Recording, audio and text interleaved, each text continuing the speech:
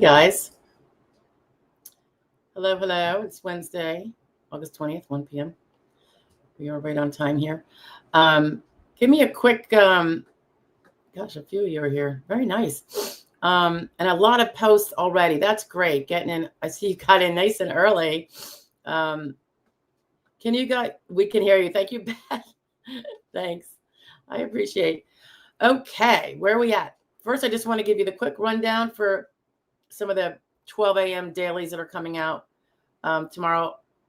Friday is obviously the fraud law review.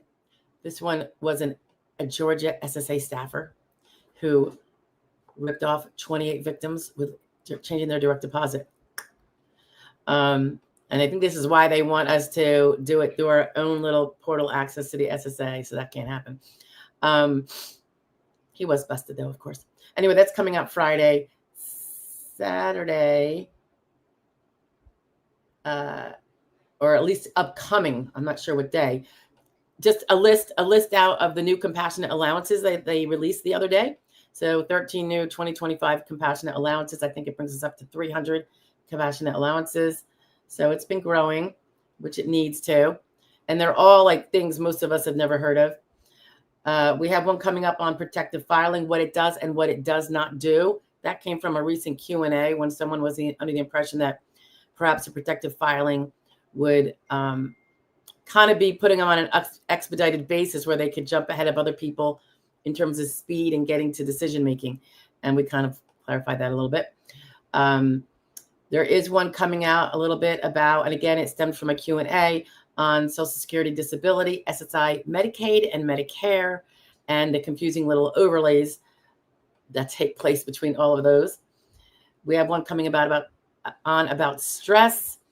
Is it a disability? Is it a symptom? What is it in terms of the legalities? And then upcoming also at some point, I don't know when these are going to be exactly queued. The question of, can attorneys get fees from your future benefits? Like if that 25% could be tacked on to future benefits. So we go into that. Okay. That's just in case you're interested in any of those. I want to catch them. All right, where are we at? So thank you guys for getting here. I appreciate it.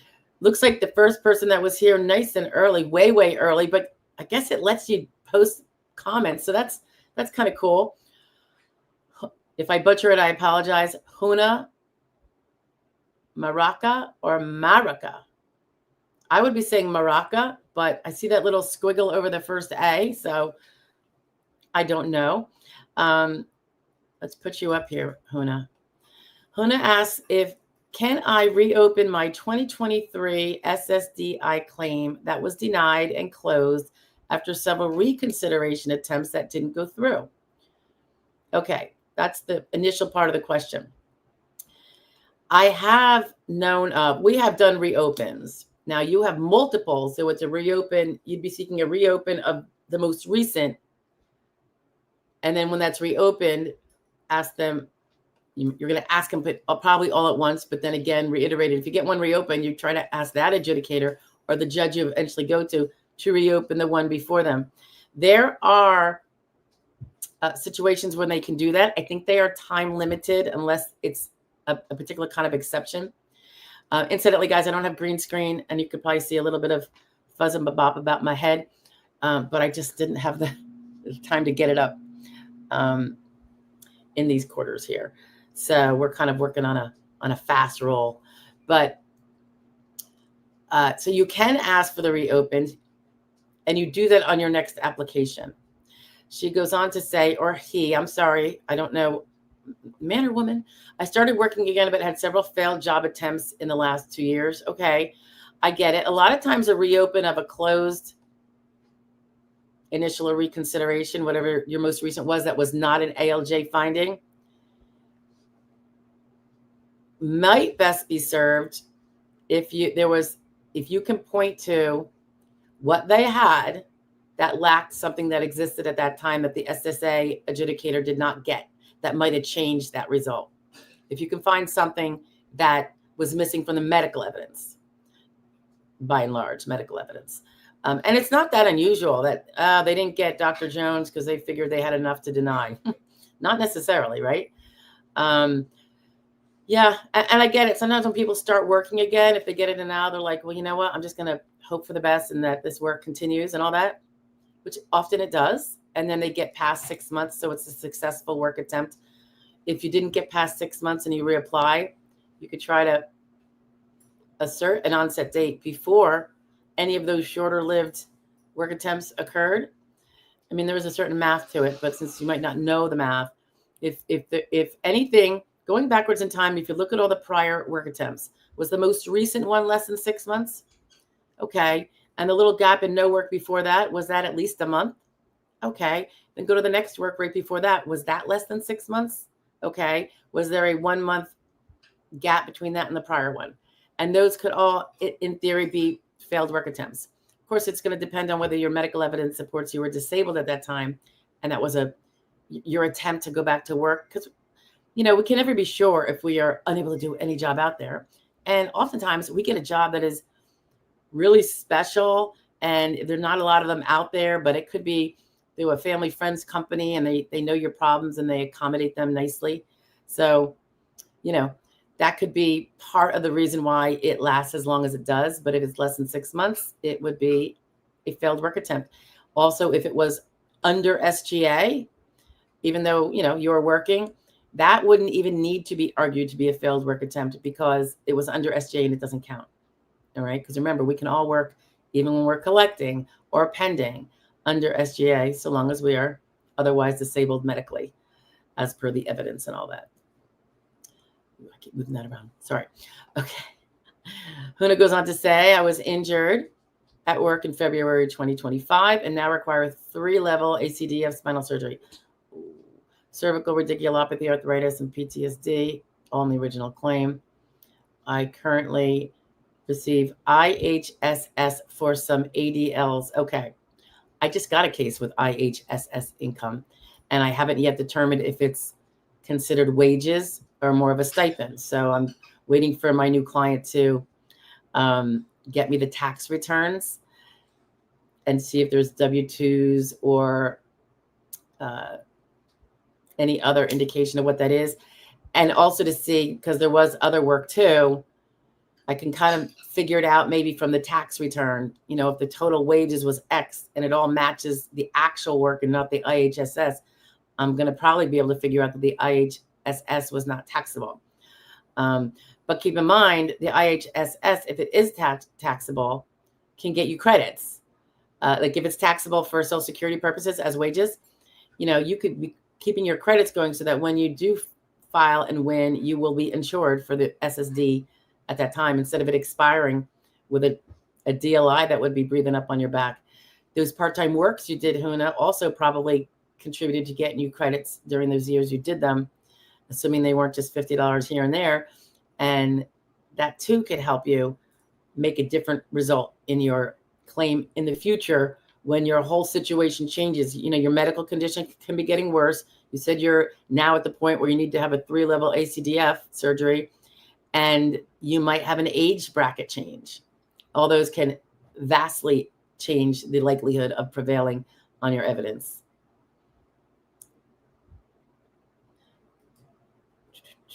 She says, he or she says, last semester I lost financial aid due to having to drop classes due to decline in executive functioning. Oh, I am almost 49. Okay. So you are at the very difficult spot of being under 50. You don't get any of those slightly better rules that occur once we hit 50 in terms of our ability to adjust to other work, aka the grids, medical vocational rules. She has many gaps in employment. She has many gaps in employment throughout my life due to disability. So, when you end up getting the gaps, aren't so much probably going to help you with an adjudicator, but if you go to hearing, I do think the ALJs, because they have such a broader view and they're not really filled with only checkboxes. They can use discretion and they can use their intelligence and their mind and see, the history of someone's very gappy work due to medical problems can help evidence the difficulty of staying on a job, and that it wasn't just because you were there 8 months doesn't mean that it was easy. You can't win back during those 8 months, but that can be evidence for now to show, yeah, she's got this growing history of troubled, work getting more difficult, more difficult, more difficult. And that was when she wasn't as physically impaired as she is now. That was maybe just through mental. So it really does depend.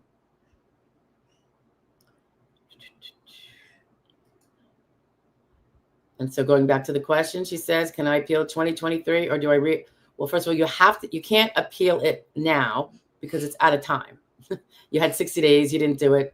That's pretty much done unless you were in a coma in the hospital or maybe just in the hospital all that time.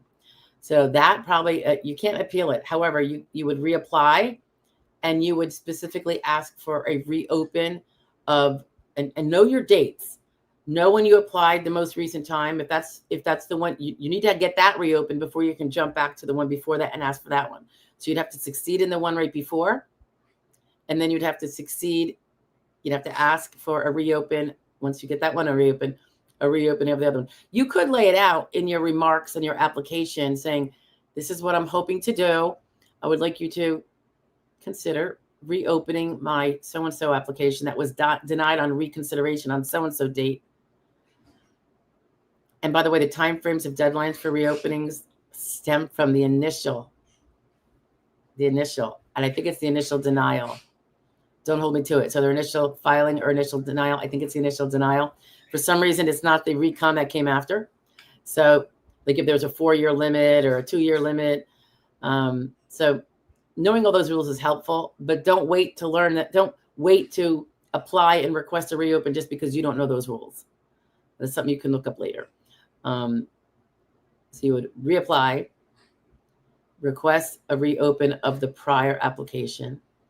And if you can state the basis, you can't just say, because I want you to, because I'll get more monies. You want to know, you want to indicate why. They were missing my orthopedic records. I could see it from and you'll know if they were, because when you look at your initial denial that came with an explanation page, they have a list of what providers they received something from. They don't tell you what it was, but they received something.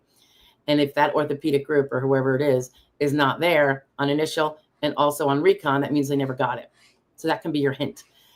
The better way, of course, is getting your entire file from the SSA. We do have videos on that, but that takes time sometimes. They can be very slow. It's not their priority. If you do make a request on the 3288, I would, within a week, maybe call and follow up. I would stay on them. Now that we've got more people in the offices and more people handling phone calls from the field office, thank goodness. It's not great yet, but it's vast improvement. You might have a better chance of getting them faster. But you can look at those things that you did receive in the mail, assuming you filed them properly, kept them in a box, something didn't throw them out, and you can see that list, that kind of vague list of received this hospital, received this orthopedist, or didn't receive this orthopedist. And then you can know, you look at what's missing and compare it to your realities, and then you know what they didn't have, and that might be a basis for getting the reopen. All right, we have Luis. He was number 2 here, bright and early. Thank you, Luis. It's nice to meet you. I don't think we've met. Again, sometimes I do forget a name, but usually I kind of remember them. Like I know I haven't met Huna before. Facing an appeal, Luis, is it Luis or Lewis? I have clients with that name, and sometimes they pronounce it 2 different ways. Like different people pronounce it differently. I'll say Luis. Facing an appeal that was filed, with your help. Well, that's very nice.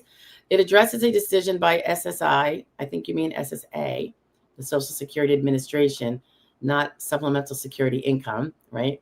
SSI doesn't make any decisions. It's just a program to recoup benefits from my brother-in-law for a period of 9 months in where he was audited and shows to have, this sounds complicated, in his account money exceeding $2,000. My brother-in-law has received benefits from SSI going on almost 30 years now, and it was put on SSI after receiving mental health disability diagnosis. Wow, Luis. This almost rings a bell. So I guess, did we meet or no? Maybe it was someone else with a similar problem. I just don't recall the last name.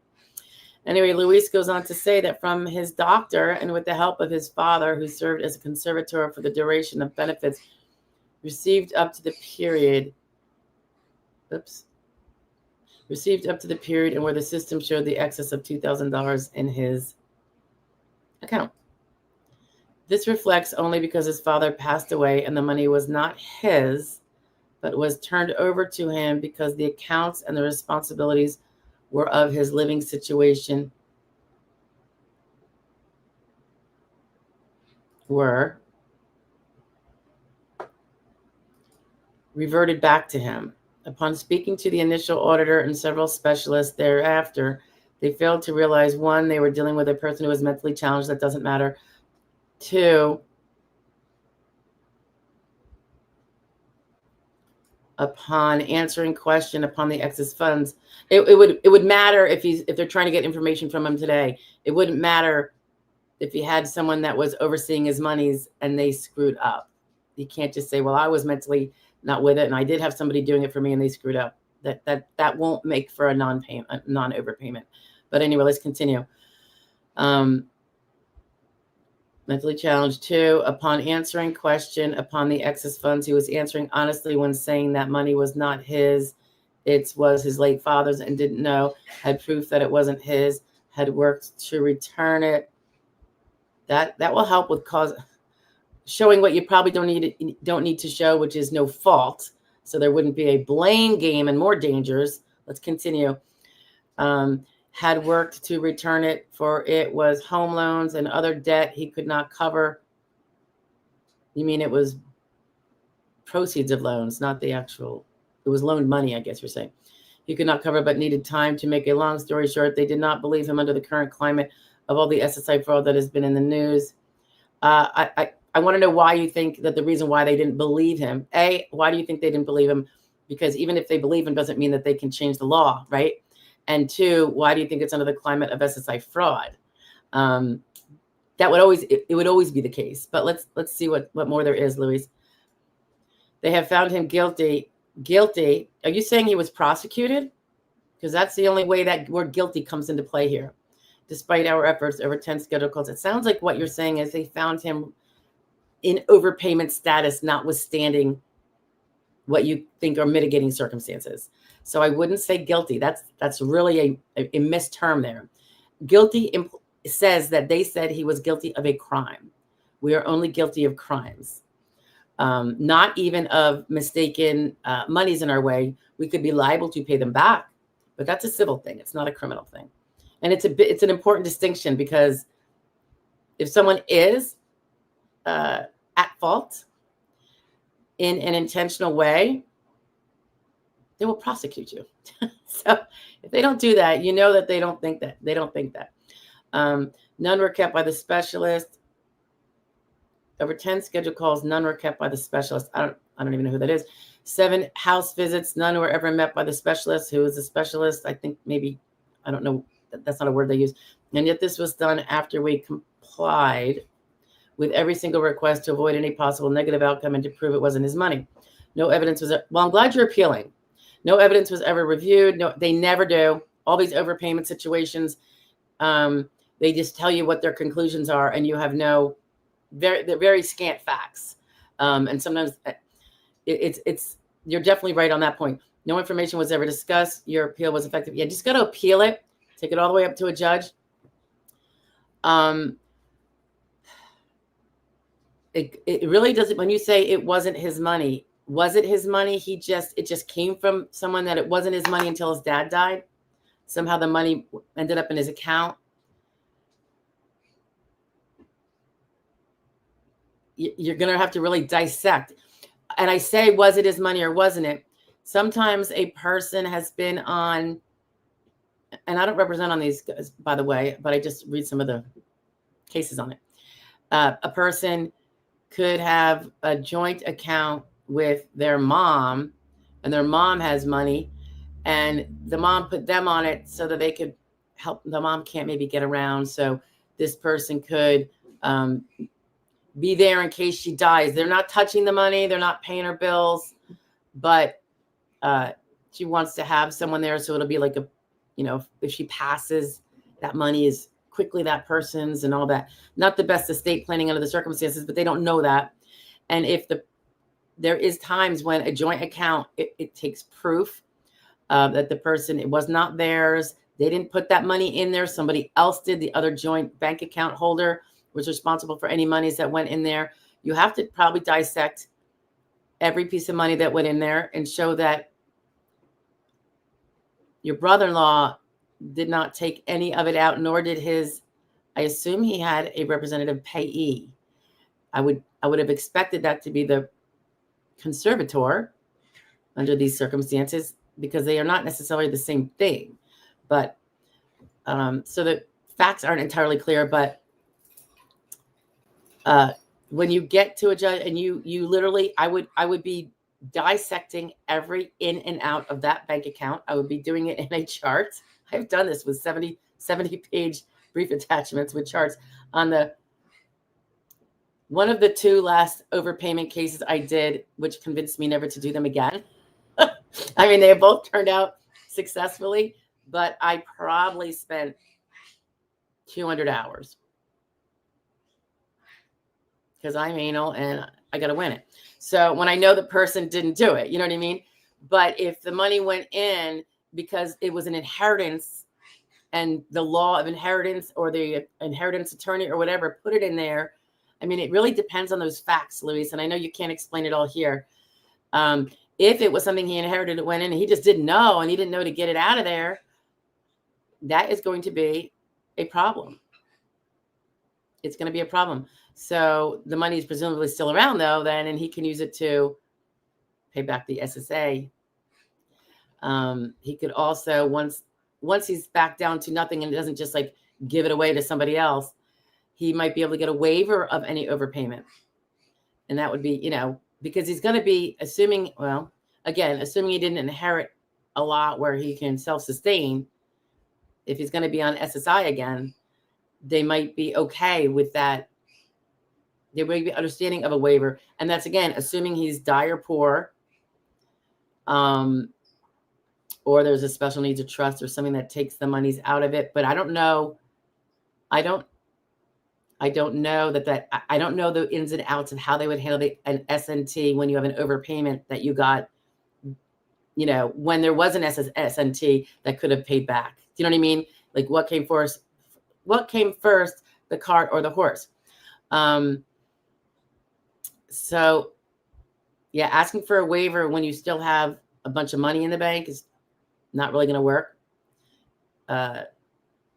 You want to pay the money back, you know, and that's assuming you can't prove that he doesn't owe it under some of the rules we're kind of tossing around here. And this is obviously not, you know, exhaustive, but when you get, you know, you have time before the hearing, it's probably not even scheduled yet, right? You can get this together. I mean, I'd make organized. It's really, it's going to make your brain hurt, your eyes hurt, make you bleed. And it sounds like you've already been doing that. But now you've got to put it on a really cohesive, organized, with attachments, with citations to the attachments of every little documentary piece of evidence you want to show. And that would include the bank account and where every little line by line came from. That's where I'm saying a spreadsheet. But you still want to include the bank account because that's where the spreadsheet numbers came from. I mean, you could, in theory, have the printout of the bank account statements and take a little note next to each line explaining where it came from and say, see exhibit ZZB12, because there's going to be 5 million exhibits or attachments, whatever you want to call it. And that would be proof that that money was put in by dad or something, you know? My brain is already hurting for you because I know how arduous it is. Luis does go on to say, simply as it states, they did not review, present, or withheld evidence and yet still found him guilty. Again, guilty is the wrong word to use, and you're going to look really, they're probably just going to think you're ignorant of the proper language, but it could also look like you're being inflammatory. So remember, you want to keep it, you don't want to accuse people of being dishonest, and you don't want to accuse them of saying he's a criminal, because that's not what they've done. If this is all still in the SSA, they're only saying he has an overpayment. It has nothing to do with ill intent, criminal intent, anything like that. And that's what guilty has to do with. So just be careful how you toss it around, because you can get people are human. you can get them a little aggravated too if you're accusing them of being that way.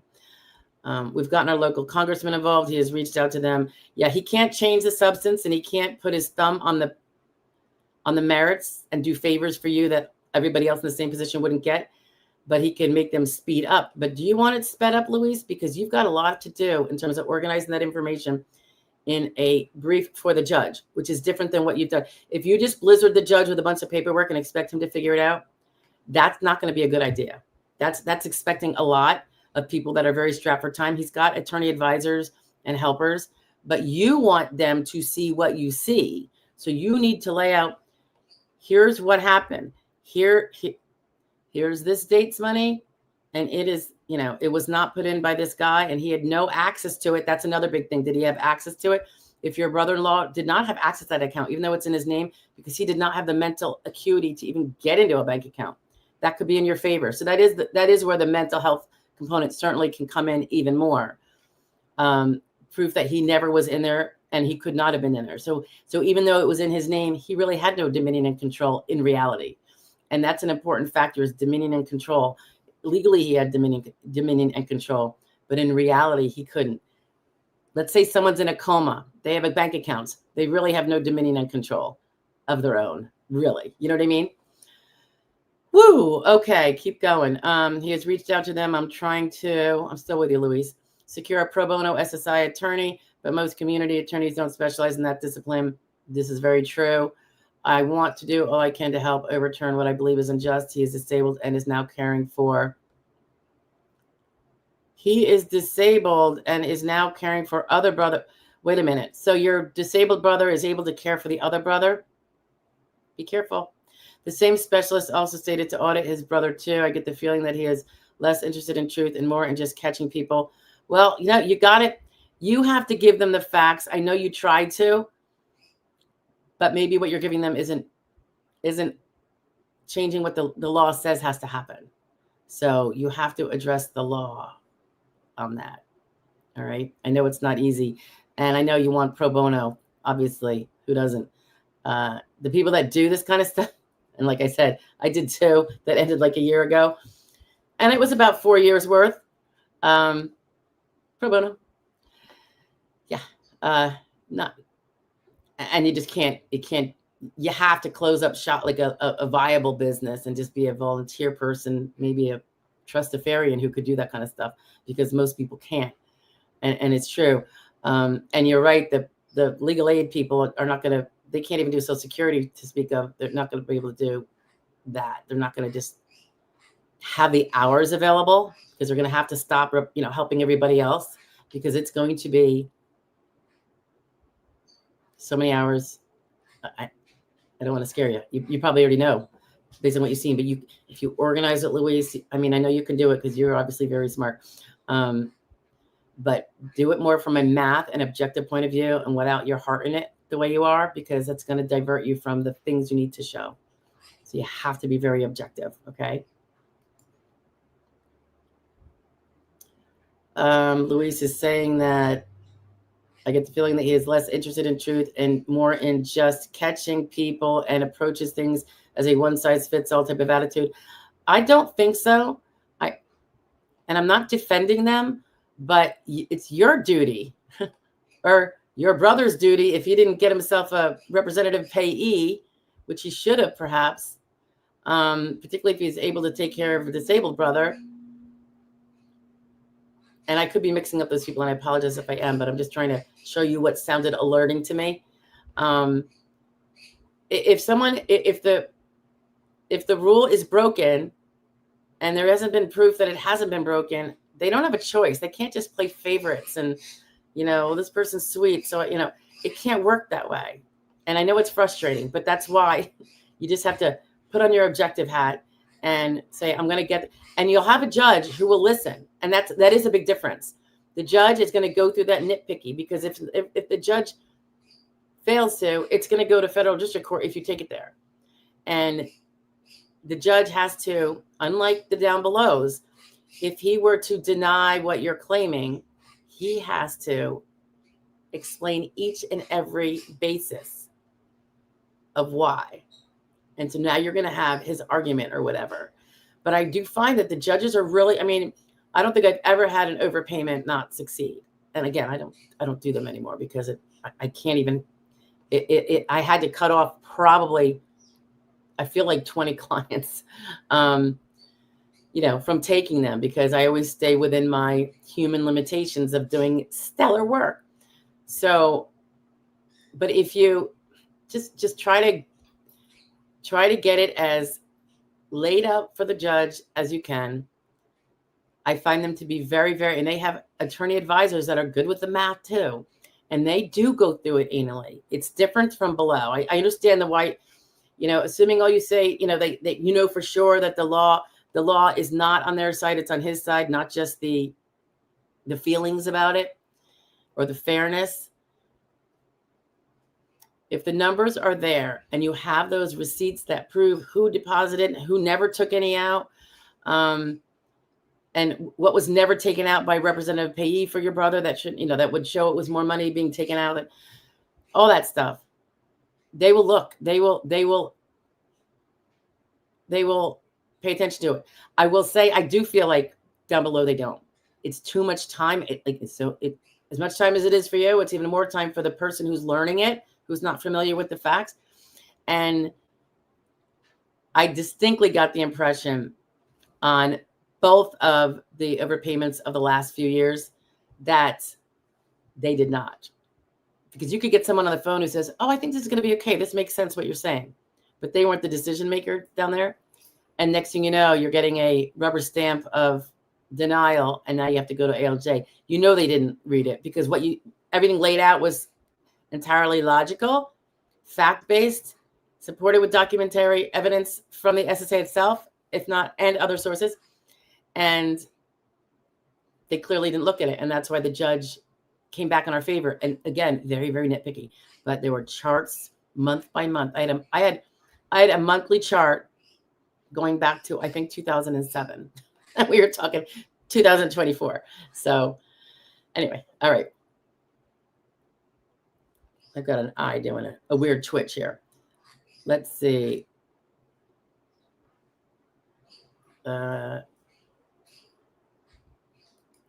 Louise goes on and says, anything you can do to help and my family prepare for the appeal hearing. Oh my God, your appeal hearing is that soon?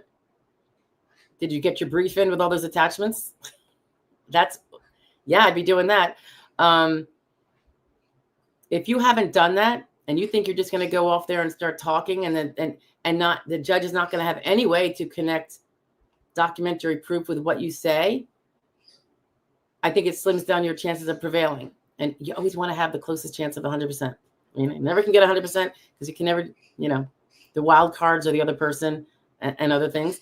But you want to make it as easy for him to connect the dots and see that you are correct. Because if he doesn't and he awards you, he will be audited, good chance, and overturned. And then you're back in the same boat for another multiple year battle. You could either go to the hearing, maybe if you are going to try to get this together the way I say, assuming you haven't, maybe you have already, Louise, consider alerting the judge's assistant that, you know, I just realized that, you know, I should be organizing this better for, you know, the dogs, organizing this better for, I might have to go close that door, for the judge in a more laid out fashion, like a brief. And we have the hearing on the 9th, and I just didn't realize that that would be be something that would be appropriate. Can we get it adjourned 3 months, or you know, if we have to show up on the 9th, can I ask the judge and will it give us more time? I bet you the judge will give you more time. Hold on one second. Hold on, guys. I just want to turn off those dogs by closing the door. If I can figure out how to do this. I can't. Well, I can. Oops, hold on.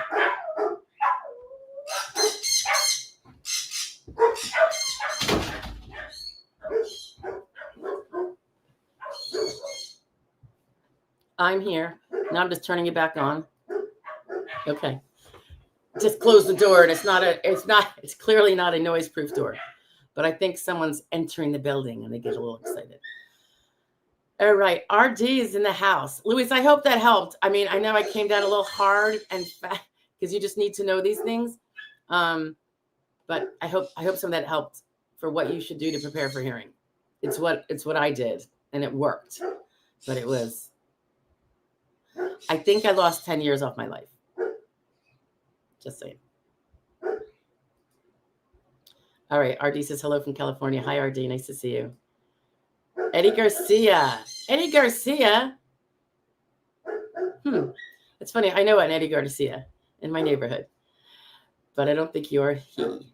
Good morning, says Eddie. And it's nice to meet you, Eddie. I do happen to have a few questions regarding my son's SSI monthly payments and back pay as well. Eddie says he was just approved and I had to open a dedicated account for him. My question is, with that, am I allowed to purchase a vehicle to transport him to and from his speech therapy and food therapy appointments?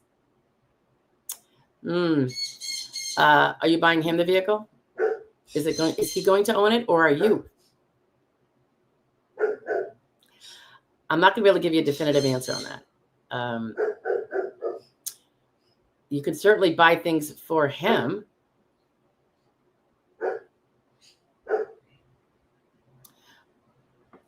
Or if you buy a vehicle and it's in your name with your money and you charge him rent for the vehicle access, for the pay, there's many ways to skin that cat. But you're only using it for his, I mean, if he's paying $500 a month for a car payment that he only goes to the doctor 3 times a month, it might be considered not a really good expense. Or a good way to use his money to buy him a car he barely ever uses. I don't know. I might be overthinking that, but I would just delve into that a little bit.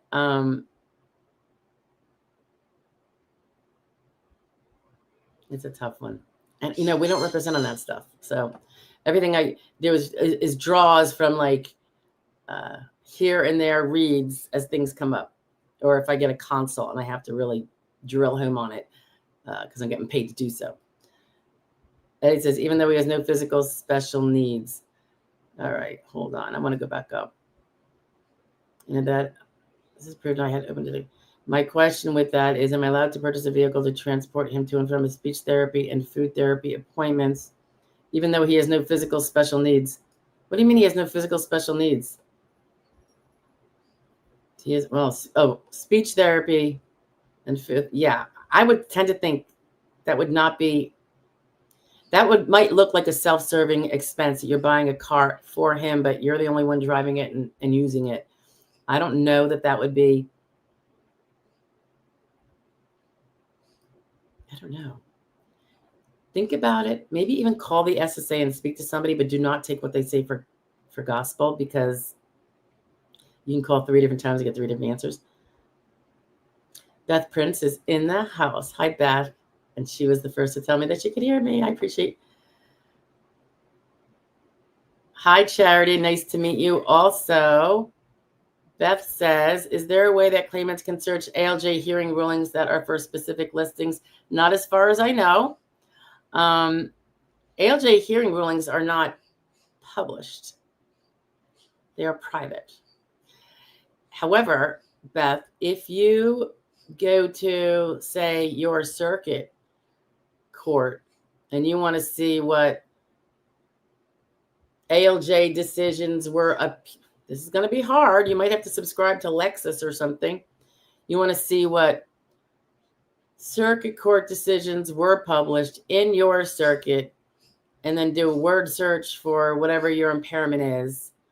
You might find a ALJ case that got its way into the federal court system that happens to be of that impairment. It's not going to be about the impairment, but it's going to be about the law that was used in that case. Yeah, I mean, you could do that. I don't think it's going to help you, to be honest, because that's not really what those things cover in that way. But yeah, ALJ hearing rulings are not public. Your decision is secretly in your, SSA account. if you take it out of that private realm and send it up to federal court, which is more of a public place, which is what, a lot of people do. That's how we get our circuit, our federal district court cases. And if they get appealed, our circuit court cases, and it can go up the pike to the U.S. Supreme Court. But yeah, no, because nobody has my client's ALJ decisions unless my client gave it to them. Like that's private. That's a private medical business, even though it's combined with the law, right? Hey, spine surgery journey. Good to see you. Spine says all the epidural injections, primary doctor told me it was causing A1C levels to rise, right? Side effects of all that stuff. Is the A1C levels otherwise being controlled, hopefully? Eddie Garcia says, and can back pay be used for rent? Yes. Your SSI person, assuming it's an adult, right? If he's not paying anything for his shelter, they're going to whack him for in-kind income of $334 or whatever it is this year, because he's getting it for free. He should be paying rent and be under a rental obligation, whether it's verbal or otherwise, but it's good to actually put it in writing so that when they ask, or if they don't believe, you say, no, we have this. And this is true of even people who have not received SSI yet and don't have the cash to pay the rent. Get in that agreement as of immediately, and make it clear that there is a rental for this month, and I am going to loan you the shelter, the value of this shelter that you're supposed to be paying me until such time as you get back on your feet, you recover, or you win the lottery, or you win SSI, or in whatever way you get income. It's got to be one of those unconditional, whatever ways. Because if not, the person has in-kind income of a third, and they're going to cut down the SSI by a third. And so better that he pay rent and you get that third, right? Than not. I mean, someone's supporting, by and large, most SSI people, particularly if they can't fend for themselves, would not be able to live very, very well on just the SSI. I mean, some can when they have a certain kind of rent assistance from the government and decent food stamps and utility help. Some people live better than people without, but that's not an automatic thing, and it's probably more the rarity. So it might be a who kind of thing. But yes, back pay can be used for back rents. Did he already prevail, Eddie? Because if you had a prior verbal rental, agreement understanding, you're going to want to get that documented as of when did you guys make it, even if you never talked about it again, but it was like we discussed it. It was definitely an arrangement made. With family, you don't go and talk about it every day, and often you don't write it down. But now's the time that you might want to document that. On so and so date, we came to a rental agreement where Johnny would pay Eddie, who's housing him, $600 a month. That would include room and bathroom and use of kitchen, or whatever it is. You don't even have to be that specific. I don't think. There is a form too for that. We use the form. We share it to people when they're now under an SSI heading towards a perk, and they need to put in writing that they had this verbal agreement 2 years ago, so that the SSI, when they look at all the months from the 2 years ago when he applied, they can see that there was no income that month because he was under a loaned rental agreement, and the month after and the month after. Because if you don't have that, then the person isn't due the full $900 and some odd dollars. They're only eligible for $600 because they don't have a rental expense. So why should they be getting rental monies from the taxpayers for it if someone's giving it to them? Okay. Also, Eddie says, would I be able to use either his back pay or monthly for sensory equipment such as climbing toys? Is this a baby? Or is this an adult? I don't know. I think you have a child, right? It sounds like a child. You're talking about little things. His SSI, as long as his basic survival needs are met, can be used for nice things for him, for sure. They can't be for you. That's why I was saying the car is a little problematic. Like,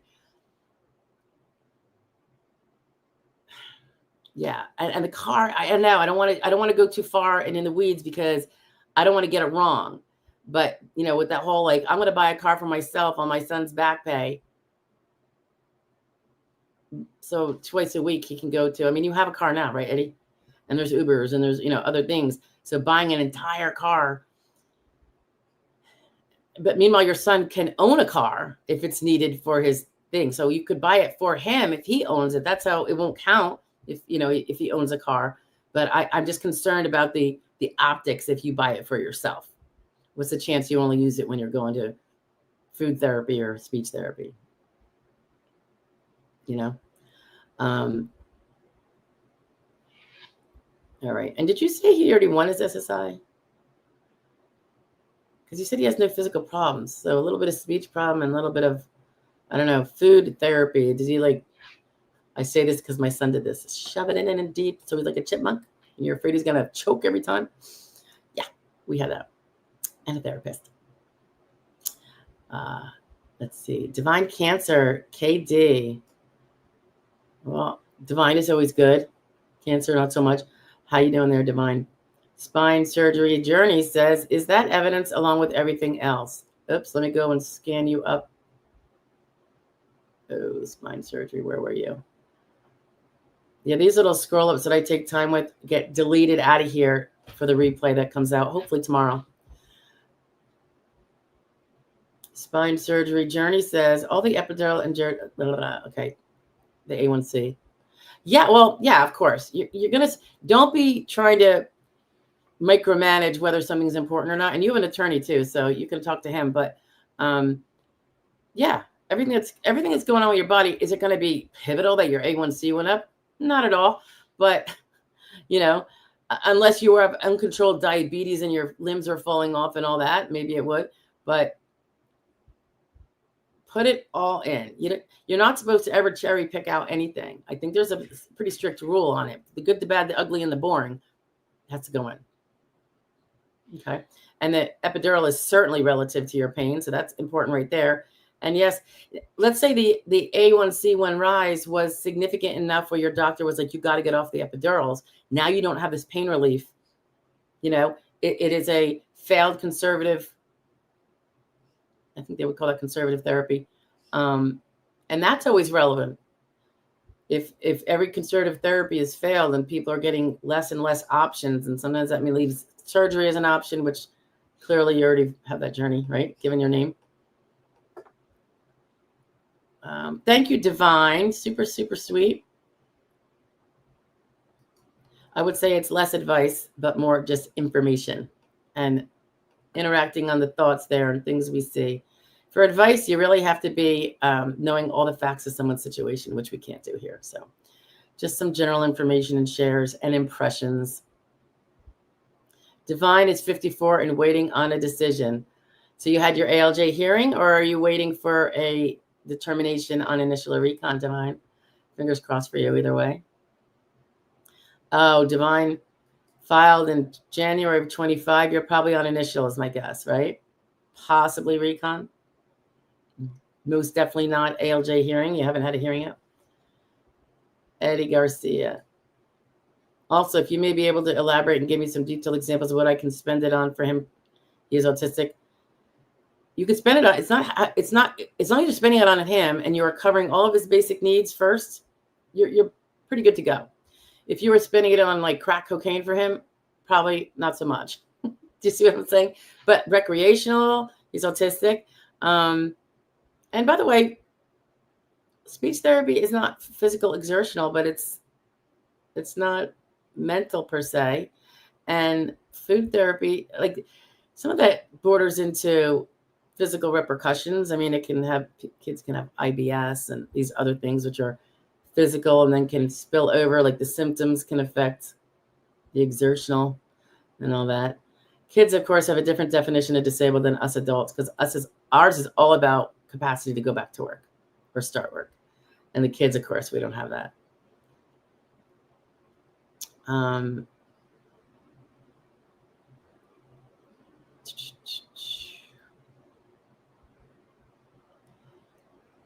Your options are very wide with what you can spend it on for your child. But remember, for him to get SSI, you had to be pretty low income, right? So, I mean, his SSI is not huge. What is it going to be at best? Like $1,000 a month or something? Maybe you have a stipend, the extra from the state. You can buy him. As a parent, your latitude is tremendous compared to if you were a friend of somebody on SSI. It would be different, because they understand parents are going to be providing their children with vacations, time off, going to the zoo, like fun things. They might need, the socks and the shoes and all that. So don't be too worried about that. I would just double check about that car business if you're going to buy yourself a car. I would prefer to see you buy yourself a car in your own sphere, your own account, and then you're charging him rent. You're using all his money for, you can document to the extent you even need to his share of the whatever it is, the rent, or the fact that it covers the overhead. So you're going to be able to use that money to help the overall financial situation in the household that you take care of your child in, which is going to help you buy a new car if that's what you need. So let's say your car is on the brink and you're low income, which is why your child gets SSI. You have a car, but it's going to end, and you're probably devoting a lot of extra expenses to your child, regardless of SSI and other public, benefits for disabled children. So don't feel, any which way when you, as long as you're putting over the appropriate care for him, that SSI is not scrutinized when it's a parent, because that would be like in your face. But I always say, but do generally keep track, the household expenses, he's part of that household. So he technically enjoys a proportional amount. Hey, Sammy Gordon. Nice to meet you. Have you ever seen a case with someone that has Meniere? I'm soon to turn 62, and it's gotten really bad and treatment and have not helped thinking of. I've never had a solo Meniere. Are you vertigo and ringing in the ears and all that? And what else are the symptoms? Every single case I've had where there's been Meniere that's one of many impairments. And it seems like adjudicators are hesitant about vertigo. It's not the easiest symptom, even though to me it's entirely disabling. I guess because the vertigo seems to happen in the privacy of a home and never in a doctor's office. They will, of course, look at what medications are on there, because people with vertigo, that doctors that have found it are going to prescribe them the anti-vertigo medications, and they might be with or without side effects. Those are all the things you want to include. I don't know how old. Oh, you're soon to turn 62. Come on, Sammy. I'm right behind you. We have other impairments. Do the old body chart. Look at every little point of the body and say, is this body part as good as it was when I was 20? Is it fast? Is it as pain-free? Is it as flexible? Is it as strong? Is it as comfortable, pain-free now than it was then? If not, there's some degeneration there. And our aging degeneration counts. It counts for an SS claim, which is wonderful. So think of all those other things. If you're going to apply, Sammy, you want to work up all those other body parts, because you want to get your exertional situation down where you can prove you couldn't be doing a job where you're lifting 30 pounds, right? Because you don't want to be found to be able to do medium work, or else you can't grit out, all right? It's not the only requirement for gritting out, but it's one of the three for you. Contrazy, nice to see you again. Did I see you in the last? I must have just seen you in the last one because I know that name. I was thinking maybe I saw you on a regular post, but no, I think I said the name out loud, so I must have met you on here before. Nice to see you again. Contrazy says, how long does it take to get your back pay after approval if you have a lawyer? Does having a lawyer help you get it quicker? No. The only time having a lawyer is going to help you get it quicker is if they screw up and it got lost in a cog someplace. We sometimes can be the squeaky wheel, but you can actually be your own squeaky wheel. I would speak to, while your lawyer is still your lawyer, I would talk to him first. But if it's only been a few weeks, probably don't bug him yet. If it's been a month or more, might start thinking about it.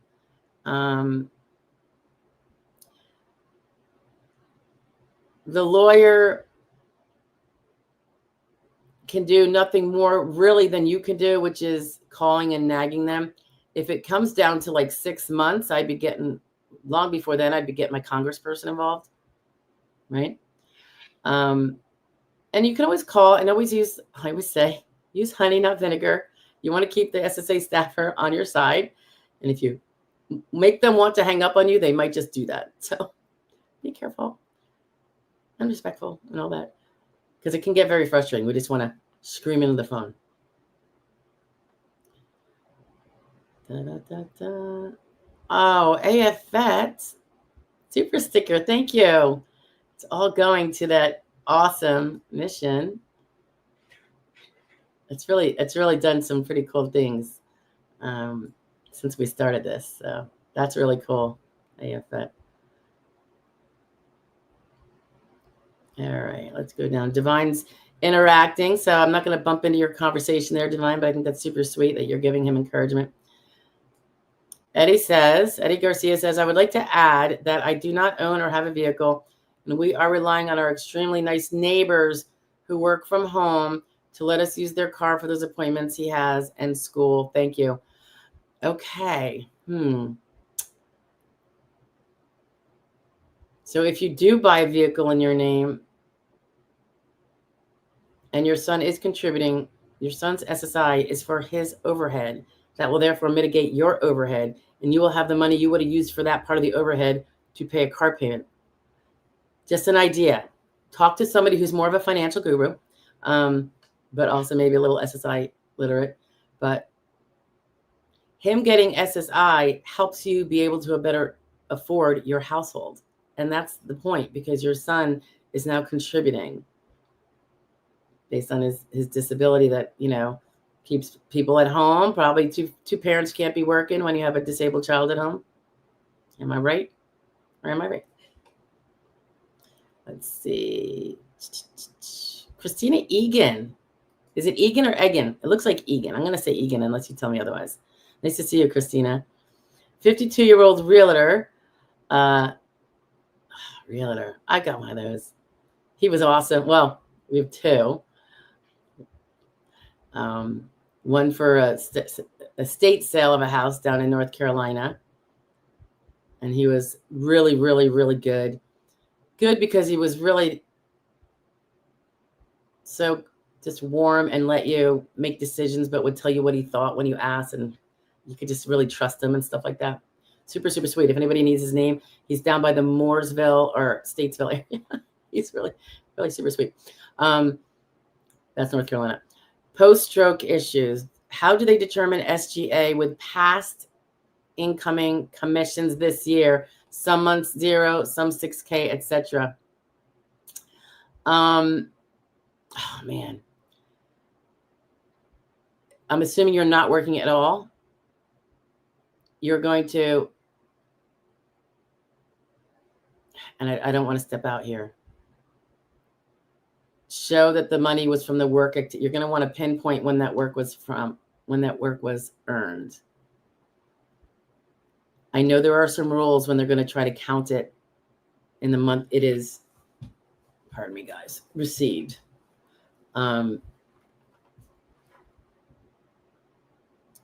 So get your documentation really squared away, like whether you have to do a spreadsheet or whatever, I keep talking about spreadsheets, right, guys?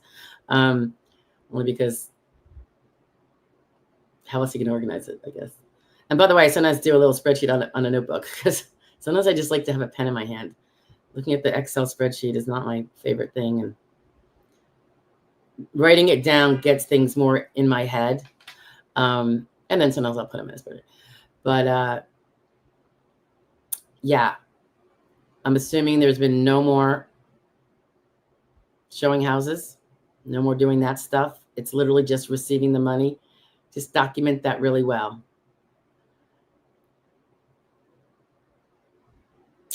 If the 6K were to be deemed countable earnings in the month received,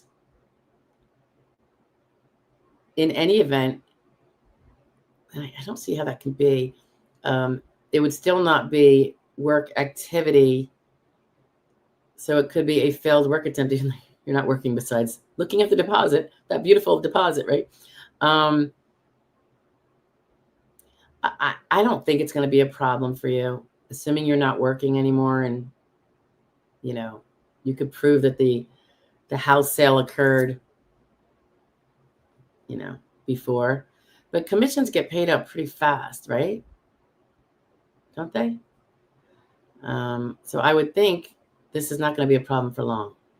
So I wouldn't stress it on it too much, but I would just keep the proof that was before that was before my stroke, or before my alleged onset date when this work was done, and that now I'm not doing any. Okay. It's hard. You might have been self-employed, right? As a realtor, 1099s from your broker, maybe. George Graham. Hey, bud. Long time no see. It's hot here in Punta Gorda, Florida. I bet it is. We actually have a cool day today. I'm up in Pennsylvania, but I'll be in New Jersey in a few days. And I'm really hoping that it's not going to rain. Like, we are really overcast here now, and it did rain a little bit, which I'm okay with.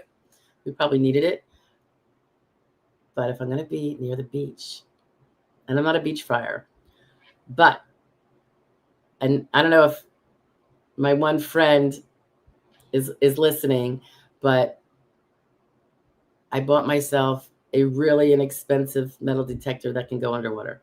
And when I mean really expensive, like, there's really expensive ones, like $1,000.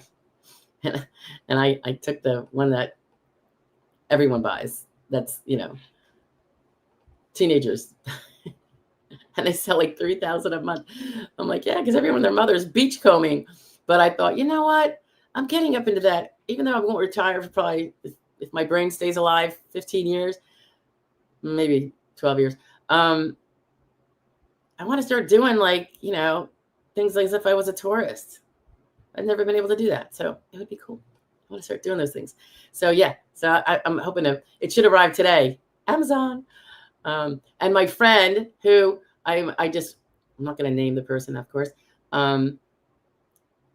sent me for my birthday, and I had to spank him because could ill afford it, some little peripherals for if you're going metal detecting. Because I said a couple months ago, I'm going to go buy myself. I'm going to save up. I'm going to buy one of those awesome ones that'll tell you if it's gold down there or practically diamonds, or the carats.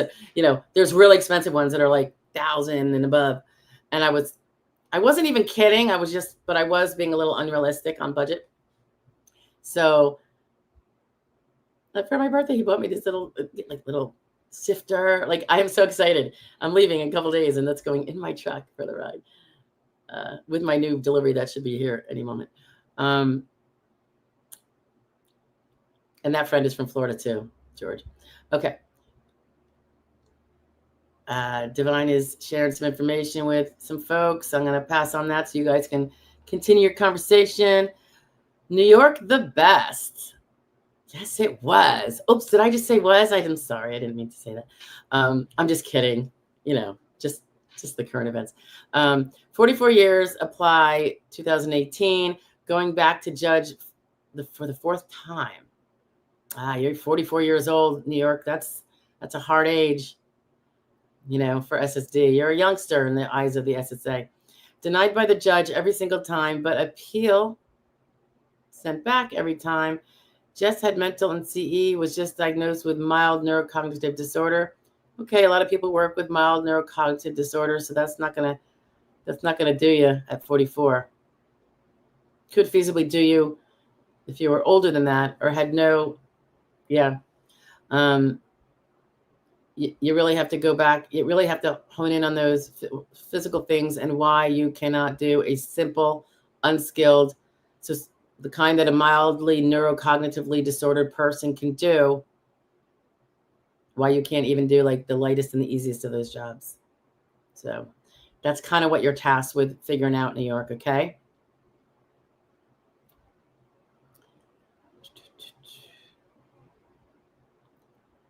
Okay, New York goes on to say severe sleep apnea. I assume you're on a CPAP or one of those. And fibromyalgia. Oh, check out our fibromyalgia videos, New York. Fibromyalgia is a very difficult diagnosis to prevail on with the SSA. So you're going to probably be leaning on other impairments that might cause the same symptoms as the fibromyalgia. It's an unfair thing, and I go into that quite heavily. In the last month, I think there were 2 videos. I think it was the last month, and on 2 different issues of that, including a Ninth Circuit case that came out. I believe it was an unpublished case, unfortunately, but you should read it if you can. I know you said you're a little cognitively declined there. I do go into it, though, so if you want to look at that video, I'm pretty sure it already came out. And then I probably have one from a few years back when an issue on it came up. Fibromyalgia is a tough one. But the lumbar bilateral radiculopathy, that is an objectively diagnosed thing, whereas fibromyalgia is kind of like a ruled out syndrome when they can't find anything else wrong. And a lot of people unfairly think it's all in your head, and that's where the problem comes in. But you've got the bilateral lumbar radiculopathy. That's big. They're gonna peg you at sedentary or light. That's if you've been. Did you say you were declined? Yeah, because you're going to have trouble proving that you can't even do sedentary, super easy work. How do you prove that? If you are bedridden half the week and you could prove it, that it was medically, no choice, that could help. But that's very hard to prove medically. Doctors generally don't come out and say something like that. So you have an uphill battle. Asthma. Yeah, that's not going to win it. Migraines. Migraines, if they occur with regularity, let's say every week, you need to start documenting that. I would maybe keep a journal. How many hours? And when we say migraine, I'm not talking about just a headache that you call a migraine. I'm talking about the one that puts you in bed in a dark room and you're nauseous and you need the lights out and maybe a cool temperature, maybe a compress over your forehead, maybe a bucket because you might feel nauseous. We're talking about migraine, right? And then if you have a migraine, do you have a neurologist, a migraine specializing neurologist? If not, it's hard to take a migraine sufferer seriously if they haven't had them serious enough to feel like they should do that. Depression, anxiety, you have a therapist, you're on medications.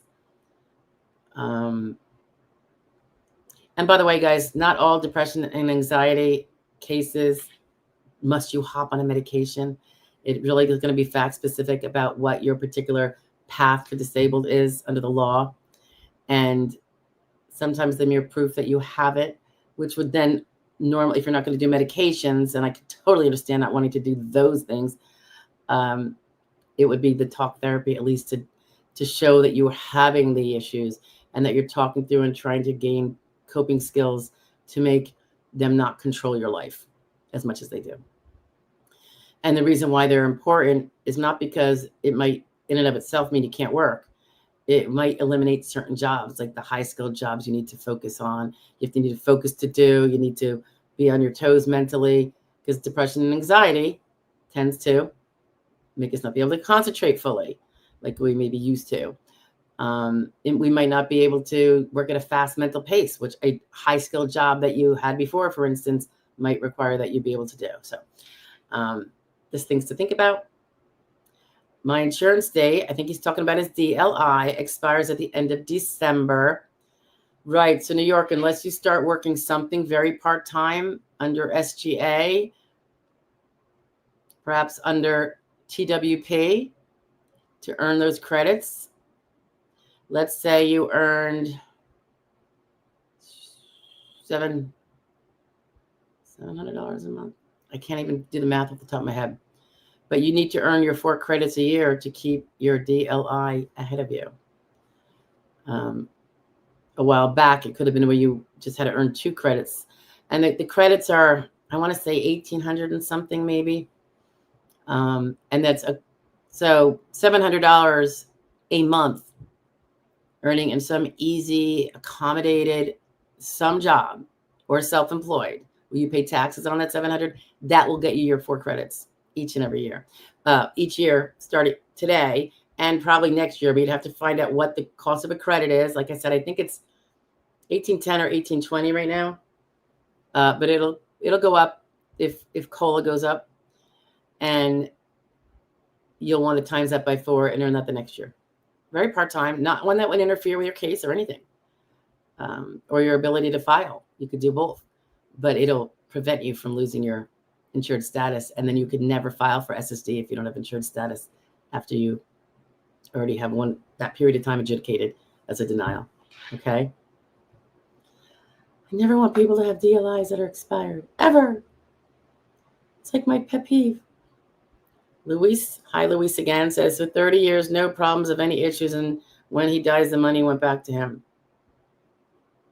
I have no idea what that means.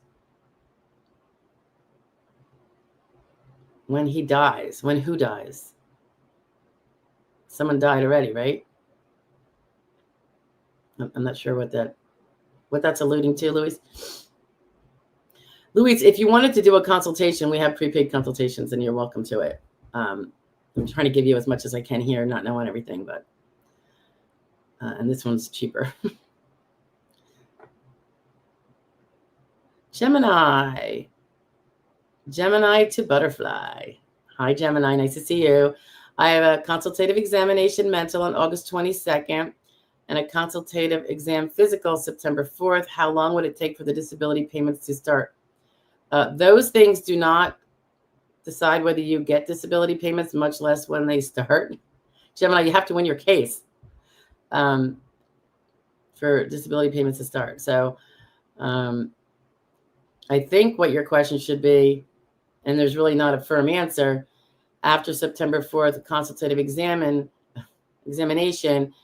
how long should I expect before I hear from the SSA? And I've said this before, typically the CEs are the last thing before the adjudicator sends it to the medical expert to determine your RFC and then send it back to the adjudicator to make the ultimate decision based on the law. But there are times when the adjudicator knows that, oh, you told Mo I just went for a surgery and they need to get those records. So it might not happen that way. It might be where they're still ordering records after your CE. I mean, it really depends on what, every case is kind of dynamic, and things can be fluid and change. So it could vary. But historically, usually within a few weeks of a CE, we had the case is closed with a determination, for what that's worth. And then whether or not it's a win, of course, fingers crossed for you, Gemini. Hope it is. Divine Cancer, you are so welcome, and I appreciate your kind words. Dimple's in the house. How you feeling, Dimple? How's that recovery going? Beth says, can't wait to hear the stress video. So something every claimant can relate to. I know. And it's, yeah. It can be useful to a degree, I think, in all cases, if it's medically represented, of course. My family and 2 adult children are the most, good. You have the family. It's always good, right, Divine? Okay. She's giving us words of wisdom. Thank you, Divine. Louise says, thank you so much. I appreciate your time and knowledge. You taught me so much. Oh, wow. I'm glad, because I know it's hard here on this venue, of course, for more complicated matters like yours, Louise. Ah, well, thank you for the kind words. I'm glad it was time well spent here. Okay. I appreciate. Jake's Custom Parts. Hi, Jake. My son's name is Jake. Any advice on the physical exam in 2 weeks? I do have. I need to update this, although not much will have changed, but there might be a few little things I've thought of in the meantime. There is a consultative exam, I believe, playlist, and at least one video in there is on the physical examination and what to expect and what to think about and know before you walk into it. Okay, so I suggest you take a listen at that one. And it's important, yeah, before you go, if you know what I mean. Okay. Dimple says, I've checked again with ChatGPT and got a list of recommendations for my rheumatologist to put into my records that would support a disability case. Oh, did the ChatGPT tell you how you're going to convince your rheumatologist not to be offended when you tell him that? Just be careful. I've yet to have my roomie to go over. Well, good luck at it. If you have you might have a rheumatologist that is supportive, not biased, and thinks you should file. And I wouldn't be surprised if you do. Most people don't, though. So that's why I have those other videos about, you don't always want to tell your doctor, hey, I want you to help me get disability, because it might not go very well for you. It might actually cause damages to your case. Hey, Dandelions, long time no see, bud. The text on screen are really hard to read. Can you zoom up? Are you on your phone? I can't speak to that. It looks the same for me as at any other time. You're talking about the when I put up, like, I have you up there right now, Dandy? Dandelions. The text on screen are really hard to read. Can you see that? Is that what you're talking about? Contrazy says, so it has been 2 months since my second ALJ hearing. Does an ALJ usually already have an idea what the decision would be? I know I have to be calm and wait, but this has been 200 plus days from the first one. Oh my gosh, you poor thing. Well, everyone has their theories. So I'll tell you what the theory of one camp is. That often the ALJ does have an idea of what the decision would be, because by and large, they have reviewed the case. Their attorney advisors have reviewed. They may have reviewed it directly. They may have synopses from their helpers, who knows. And a thought process has begun. But I believe technically they would be in trouble if they ever said they made a decision before the hearing, because the hearing is part of the evidence. You're not allowed to make a decision before you consider all of the evidence. You can't predispose yourself, supposedly. But I don't really know how you can actually kind of not. I mean, humans have human brains. And if you read 90% of a case, you're going to have an idea. Now, I will say this. I've been to a hearing where, and it was a young person, and it's always this kind of cases you're supposed to lose. And after we were in the hearing, this is not the only time this has happened with two different young people. I think it's at least twice, where the judge said, oh, I see this case completely different than I thought I would. And we prevailed on both. So the person showing up, it was more evident than what's on paper, which I thought the paper was pretty strong. But when it's young people, believe you almost have to be in a coma and bedridden or glued to a wheelchair. It's really, really hard, or institutionalized or something. And I'm saying that generally, guys. Obviously, that's not the case, but most people will find that to be the case, because most of them are going to be denied. So that's how astute and detailed and durational the other evidence, when that is not the case, when those really severe limitations don't exist, the evidence has to be. It is almost an indefeatable mountain. And it takes a lot of work by the clients as well as the team to get it all laid out, get the evidence in, that's the client, and get it all laid out. And the representative's job, I think, is to advise the client on you need to do this, this, and this for a stronger case. Those that have known me a long time know that I am the nag hag with my clients. And once in a blue moon, every year or so, you get a client who can't take it and gets mad and thinks it's rude, and we'll hightail it. And that's fine. The alternative is letting down 99% of the people and not doing it. And, you know, a warm, coddly suggestion is not going to be followed because it's warm, coddly, and not driven home as, you know, you're screwing your case if you don't do this. So, and we kind of spell it out really objectively, a little curtly, I guess sometimes, but it's all so the person has the most opportunity to help themselves and help us help them. So, anywho, I digress. Contrazi, hang in there. Second hearing. Ooh, so you had a remand, right? I don't remember the facts, but I think we shared them. You shared them before, right? Virginia Gomez, nice to see you. Good morning to you too. Can the appeals council overrule the denial on the spot, or do they have to send it back for an ALJ hearing again? If they overturn the decision, what happens after that? There is an instance, they do have reversals and therefore an award. Like, it's not just a remand for the judge to redo something he may have missed, you know, a particular step or something. The last waterfall chart I saw, which was a couple years ago, I know I got to get a new one. I'm curious if anything's changed. I think it was, if the overall remands were 15%, reversals might be 1%. I think 1 or 1.5. So they are very rare. I think I've had one. And I suspect they do not occur due to discretionary decisions by the AC. It is when they take everything the judge found as gospel and they find that, like, for instance, in my case, the client was, I want to say, going to be 52 months after the hearing.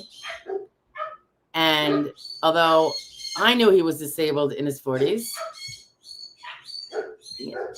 you know, the judge didn't want to and didn't award him. However, maybe it was 2 months after the decision, I am not sure. I can't recall. But the AC, we appealed, of course, to the AC, and the AC reversed it and awarded, because given the RFC that the judge decided was my client's and he applied it to a 49-year-old, when applied to a 50-year-old, he won because of that rule change when you hit 50. So he didn't get it all the way back to when, you know, which would have been maybe 2 years before. And this was an SSI case only. But yeah, that was a complete reversal, because assuming all the factual findings of the judge to be respected, they can't go and make a discretionary call otherwise, I don't think. I think they remand it when there is a legal reason. Like, I'm sorry, they reverse it when, okay, assuming that everything that we'll agree with the judge's findings, because, you know, we can't just overturn his discretion. We have to send it back to him because he'd made a legal boo-boo. He forgot something legally. Here they're saying he didn't forget something legally. He did all the steps, but at the age the client now is, at 50, that finding that he made means legally disabled, because now he fits into the rule of being disabled at 50. So that happens. But I don't think they're going to say, we think he's sedentary, not light, and we're going to award him. I don't think you're going to see that. Don't hold me to it, though. I don't see a rule, but because the appeals council has limited jurisdiction to only do certain things, that's why I say that. They don't really have, generally, discretion to find that the judge doesn't find it persuasive when the claimant testified to only being able to walk 5 feet. And so that doesn't give that any weight or very little weight. I don't think the AC can say, we think he was pretty credible. I don't think they can do that. They don't have a visual of the person in front of them. They can't see the hearing. They can hear the audio, but that's it. So I don't think they replace the judge's discretion for their own. They only look for concrete objective failures by the judge to follow the steps he needed to follow. That makes sense. JRP 1010. Hi, JR. Are my chances higher with attorney? I have an appointment with the judge. You're asking me? What do you think I'm going to say? Of course they are. However, it's hard to get an attorney. This is like the eve of hearing for you. Attorneys can most affect the case when they're brought in early and they can advise you on things you need to be doing to build the evidence that they can then use to create the arguments and tie the evidence, the new evidence that they have because you followed directions to the law. They know what evidence will work under this particular law and what won't. And so if you come in and you're getting an attorney 2 months before your hearing, he's not even going to be able to get a copy of your file until the week before the hearing. That's how slow, things can be. He has to first review your case if he wants to take it. Then he has to get the SSA to process his 1696. Then he has to get into the electronic file and download your whole file, carve out time from his other clients to review your entire medical file and your vocational profile, all the A, B, D, E, F, sections of the file, and prepare you for, and then figure out, well, where is he lacking and what advice should he be done? Oh, he should be going to get MRI. Well, you can't really get MRIs on a dime. You can't often get an orthopedist referral on a dime. So all these pieces of things that you should have been doing, and I'm saying you as a general, obviously not you, JR, you presumably have been doing it. So the attorney is limited. I mean, yeah, he can throw in some cross-examination at hearing with a vocational expert, and he can make sure certain evidence is you testify to at hearing. But the real power is the building it slowly and strongly from the start. So it's almost like there's no such thing as an airtight case.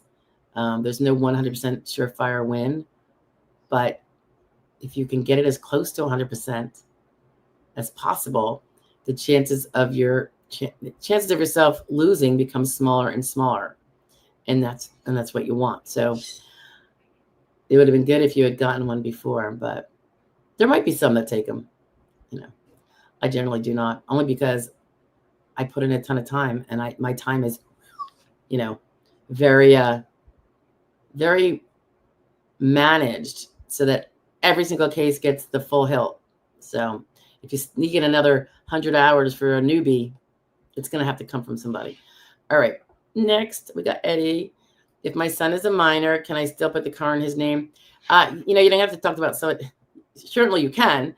In terms of SSA, they're not the car Nazis, but can a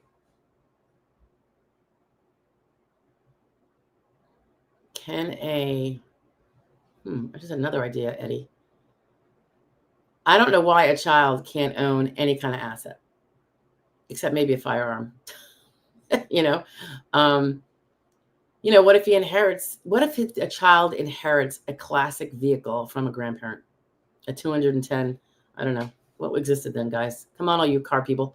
Do you think they're going to say, "Nah, you can't inherit that. We're going to have to sell it to a stranger"? No. What if that child? So a child can own things. It might have to be, held in trust by somebody else, and that's what I was just thinking. That just popped into my head, Eddie. If you have a trust fund for him. And by the way, this might be a good thing to do anyway.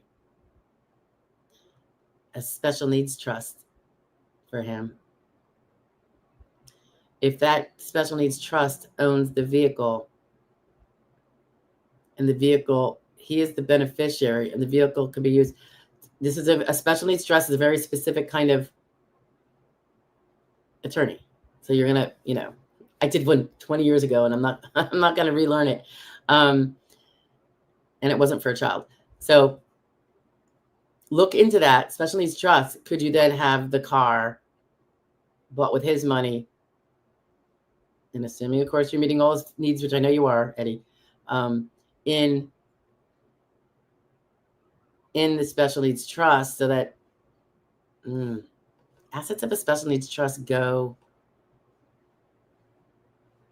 I think they have to be forfeited later. I'm not sure. You got to get into the S&T stuff. But I don't know why a child can't have a asset like that in his name. He could own gold bars, you know. He can have a child savings account. Now he can't because of the SSI. But remember, the car is a non-counted asset if he needs it for transporting, getting to, you know. So that's where I feel like that workaround is.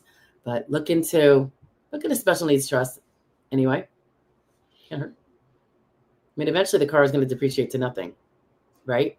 So, and it won't be going to the state or, you know, Medicaid or whoever, because, you know, there's all those rules about, yeah, you can keep that money so he can get nice things throughout his life, and it's from a special needs trust where he has no control over it, and it's a very particular kind of trust. But there are rules. It might even just be the pooled ones. I don't know. I haven't been following it. I gotta restudy that. But I don't represent on that, so that's why I don't make it my my mainstay. You know, it never has bearing on me proving disability for my clients. It's an after fact, really. Have you ever seen? This is Sammy Gordon. Hi, Sammy again.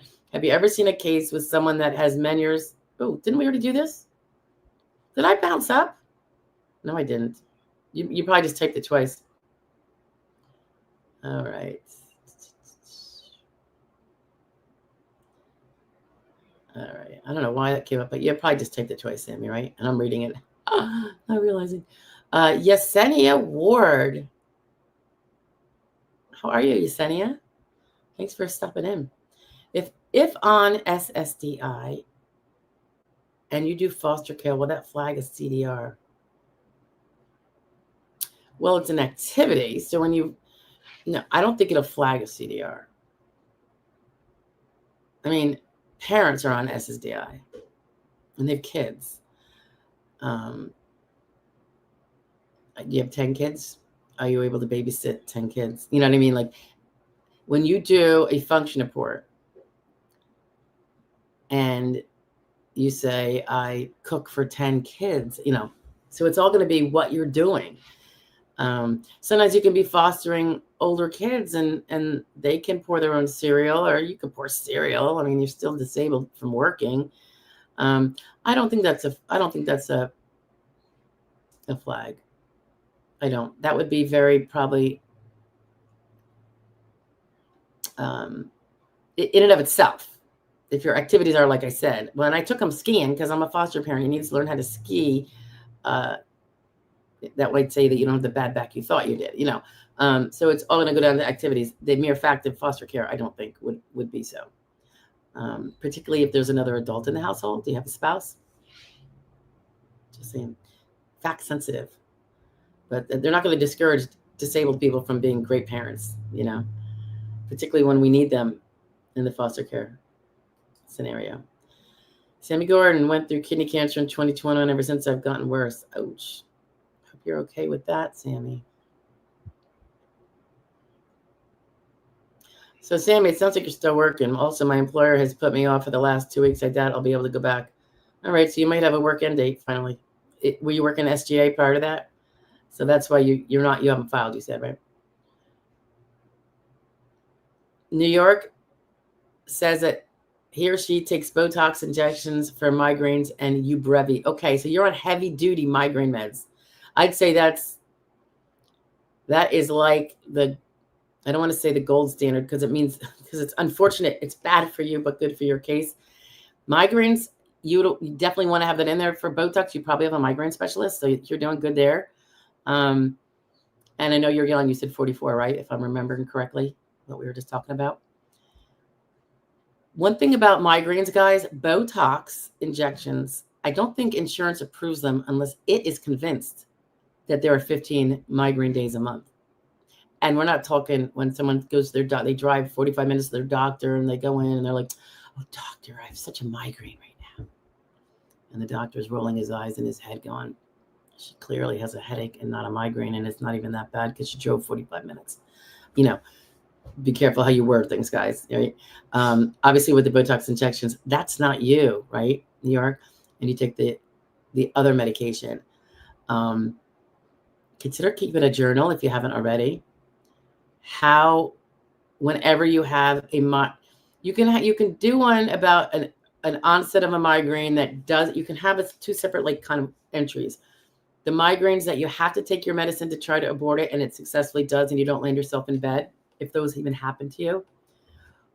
And maybe they do with now that you're on Botox. And the ones that nothing help it and you're still going to be in bed. I assume those still happen to you. Maybe not. Maybe the Botox is preventing those. In which case, then the migraines might not interfere with all jobs, just the ones with like flashing lights and loud noises. But those kind of pieces of evidence, I always have to emphasize, I find that SSA doesn't embrace with a level of seriousness migraines. And ALJ will find it to be a severe impairment. And then they will have no missed days of work discussed. And I'm actually appealing one right now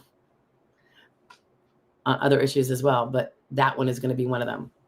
Like, how can you say it's a severe migraine impairment and have it listed under the ones that were found and then not addressed any lost time from work?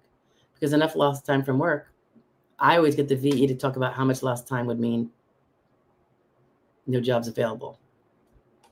Because jobs have a certain tolerance for absenteeism, tardism, leaving early, and otherwise being off task, like taking breaks that are not permitted. So, when a judge says it's a serious migraine impairment, severe, and then still gives you a light RFC and never says that never mentions absenteeism, I find that to be a lack of reality,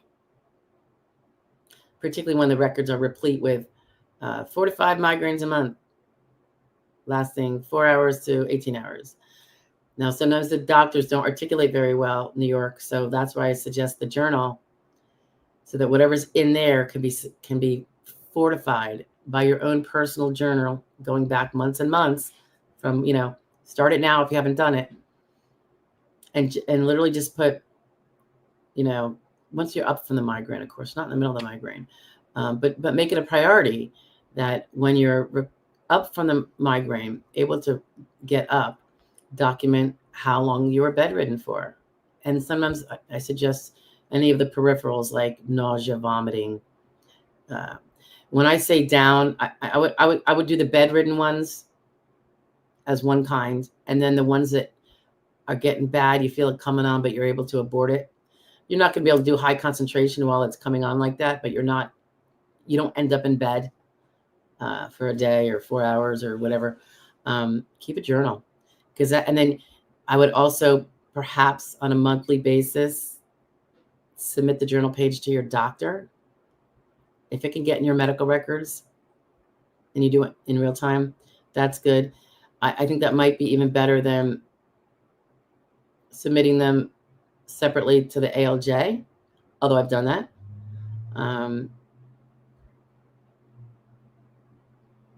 That's what I would do to help substantiate what is otherwise almost like, I don't want to say it's, I guess I could say it's almost treated as poorly as fibromyalgia is, because nobody has a migraine in front of people because they're holed up in their room with a puke bucket. So, but, and how bad it is, how often it is, and the duration and those symptoms that go with it, make sure those are reported at every visit. I would even say, if your migraine doctor is in a portal, like a patient portal, every time you have one that puts you in bed, maybe shoot over a message, say, just to keep my migraine history documented here, doc. Yesterday I had a migraine and I was in bed for 7 hours. And then the medication helps get rid of it. But you were in bed for 7 hours. Those are 7 hours you couldn't be working if you were at a job. So that's where that can come in. And New York also says he or she uses a cane. Is the cane, okay, so something about canes. You guys have heard me say this before. If the cane is not prescribed, an ALJ is free to say it is not medically necessary. It's just that you feel like using it, kind of like a headset or, you know, if he's inclined to deny. If it is medically prescribed, even if you go and buy it at CVS and don't buy it through your prescription, but if that prescription, it has been medically prescribed, that means it's medically necessary for you, which implies that there's either instability with walking and you need it, and one hand won't be available while you're walking, or you might need it for both walking and standing, in which case, not only can you not use two hands to carry something when you're walking, but you couldn't use your two hands when standing at a workbench because you need to hold one hand on the cane or on the table, and you would be a one-handed job. That will eliminate a ton of those simple, unskilled jobs. Small parts assembly. Okay. Karen says, hi, Karen. Good to see you again. And your smiling face. She says, my CE said I basically can't work. Mighty nice of him. I have to use a rollator inside and outside my home. And the big thing is if that rollator has been prescribed by your orthopedist or specialist, as opposed to you just deciding you need one, and medical professional said you needed one, that's very good evidence. My balance is very bad. I can't stand up or sit up long because of my pain. Okay, great. CE, that's awesome. Judge is going to see whether that rollator is prescribed or not. If you just bought it because you knew you needed it, and I have no doubt you do if you say you do, but that's not the standard of the law, what I think, right? Ask your professional, your medical professional, the specialist, preferably, if not your primary care, to prescribe it to you. And just say, listen, for insurance purposes. But you don't want them to really repeat that. But it's like, can you prescribe me a rollator? That way I might get it paid by insurance, even that. And then you'll have a prescription in the record. That means it's medically, necessary. And that's a big difference in the eyes of the law. Medically necessary versus client wants it. I mean, because you have people who want things all the time that they don't necessarily need, but they want. Hello, Dimple. Dimple says, I'm afraid of that causing damage to my case. I'm having serious vision problems concerning my current employer. I can't hardly see myself. You're so funny. Oh my God, I'm reading that like I'm thinking you have a blindness problem. Come on. She can hardly see myself. You are so funny. Has she got a sense of humor or what? You're the best. That really gave me a good laugh. Thank you. I have a vision problem. I seriously can't see myself going back to work with that employer. I hear you. Now, Shub, that is very generous. Shub just donated $20 to the 1% mission. That is so. You already did that. Remember? Just in case you have a memory problem, I feel I must disclose that you did that like a week or two ago. Shub. So in case you didn't think you did, and that's why you're being that generous again, I ethically feel I must say that. But I do appreciate it. And even if you need to reverse it because you forgot you did it the other one, I totally understand. Very sweet. Very, very kind. Glamour girl. Hello, Attorney Joy. What to expect when a claimant goes to a consultative? I'm sorry, I'm still laughing at Dimple. That's so funny. Hello, Attorney Joy. What to expect when a claimant goes to a CE 2 months after knee replacement surgery? Ooh, are you going? Well, they're going to presumably, I assume the CE, is it a CE for physical? They're going to probably check out your knee, see if you can do all those deep knee bends and all those other things they make you do. Heel to toe, all that business, standing on one leg. That's if it's physical. If it's mental, obviously it has no bearing. But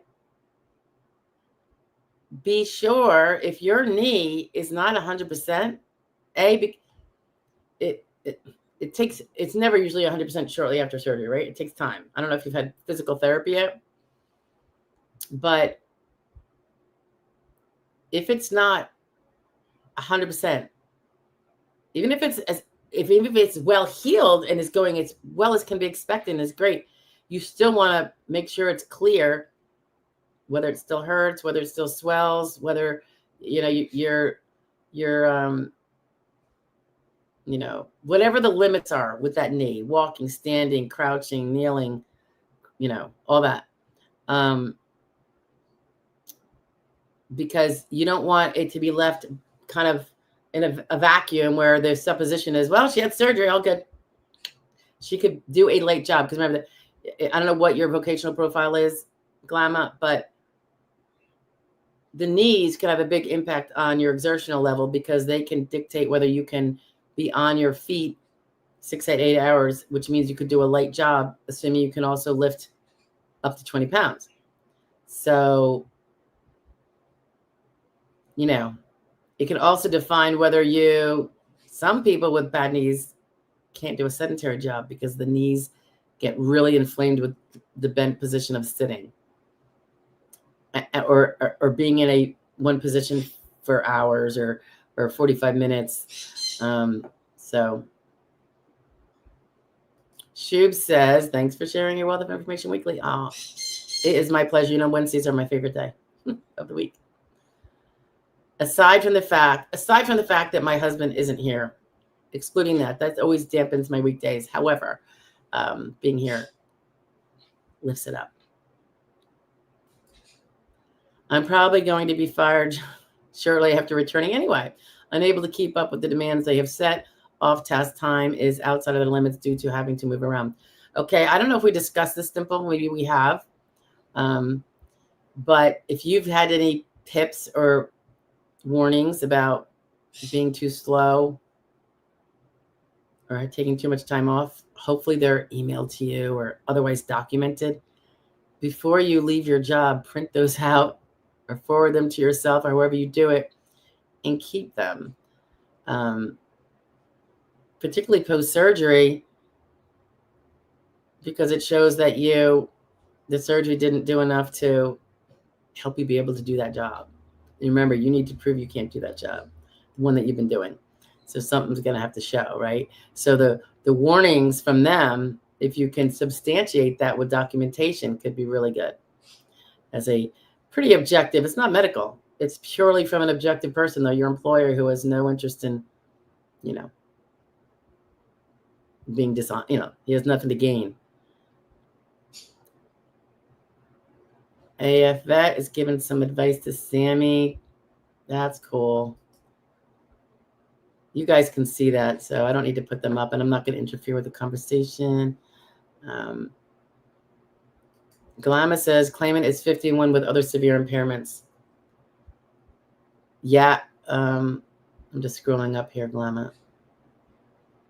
Yeah, 51, you got the benefit of, the least helpful grid, but it is mountains away from being under 50, which has no helpful rules at all on behalf of claimants. So, you have a fighting chance. Otherwise, you probably wouldn't, So keep up the good fight. I don't know where you're at in it. Hopefully you have an attorney or not attorney rep, just someone who, does the job well. Eddie Garcia, you're very welcome. Virginia Gomez. Okay, we're almost at the 2-hour mark, guys. Virginia says, question number 2. Question, why would my attorney disagree with ALJ decision and wants appeals counsel to relook? I'm 52 from California. It's been 4 months in appeals counsel. Is that good or bad? Appeals counsel is very slow. I've seen them as fast as 2 months. I've seen them as slow as 18 months.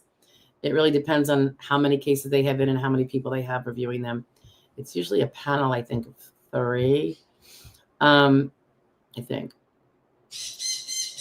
Why would your attorney disagree with the ALJ decision? Did you disagree with the ALJ decision? I mean, you said you're disabled and the ALJ said you weren't. So I think, Virginia, you disagree too, right? Your attorney filed for appeals counsel, he probably thinks that the ALJ didn't do something enough to the level he should have done it, and that rose to a misstep. Now the appeals counsel does reject most appeals counsel appeals. However, not all. And we get some that don't. And the difference to you is that if you can get a remand back to the judge, I think a lot of remands, well, almost always we get a win after the remand. That doesn't mean all people get that, but we happen to be fortunate with that. But when you remand it back to the judge, and if you prevail, you've got all those back benefits that you originally were hoping for.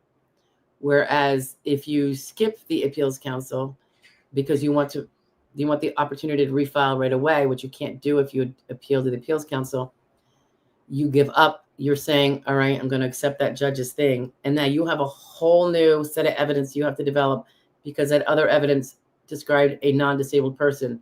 So that is not going to define you as disabled on your second application because you accepted it. You know, it became carved in stone by the ALJ because you didn't appeal it.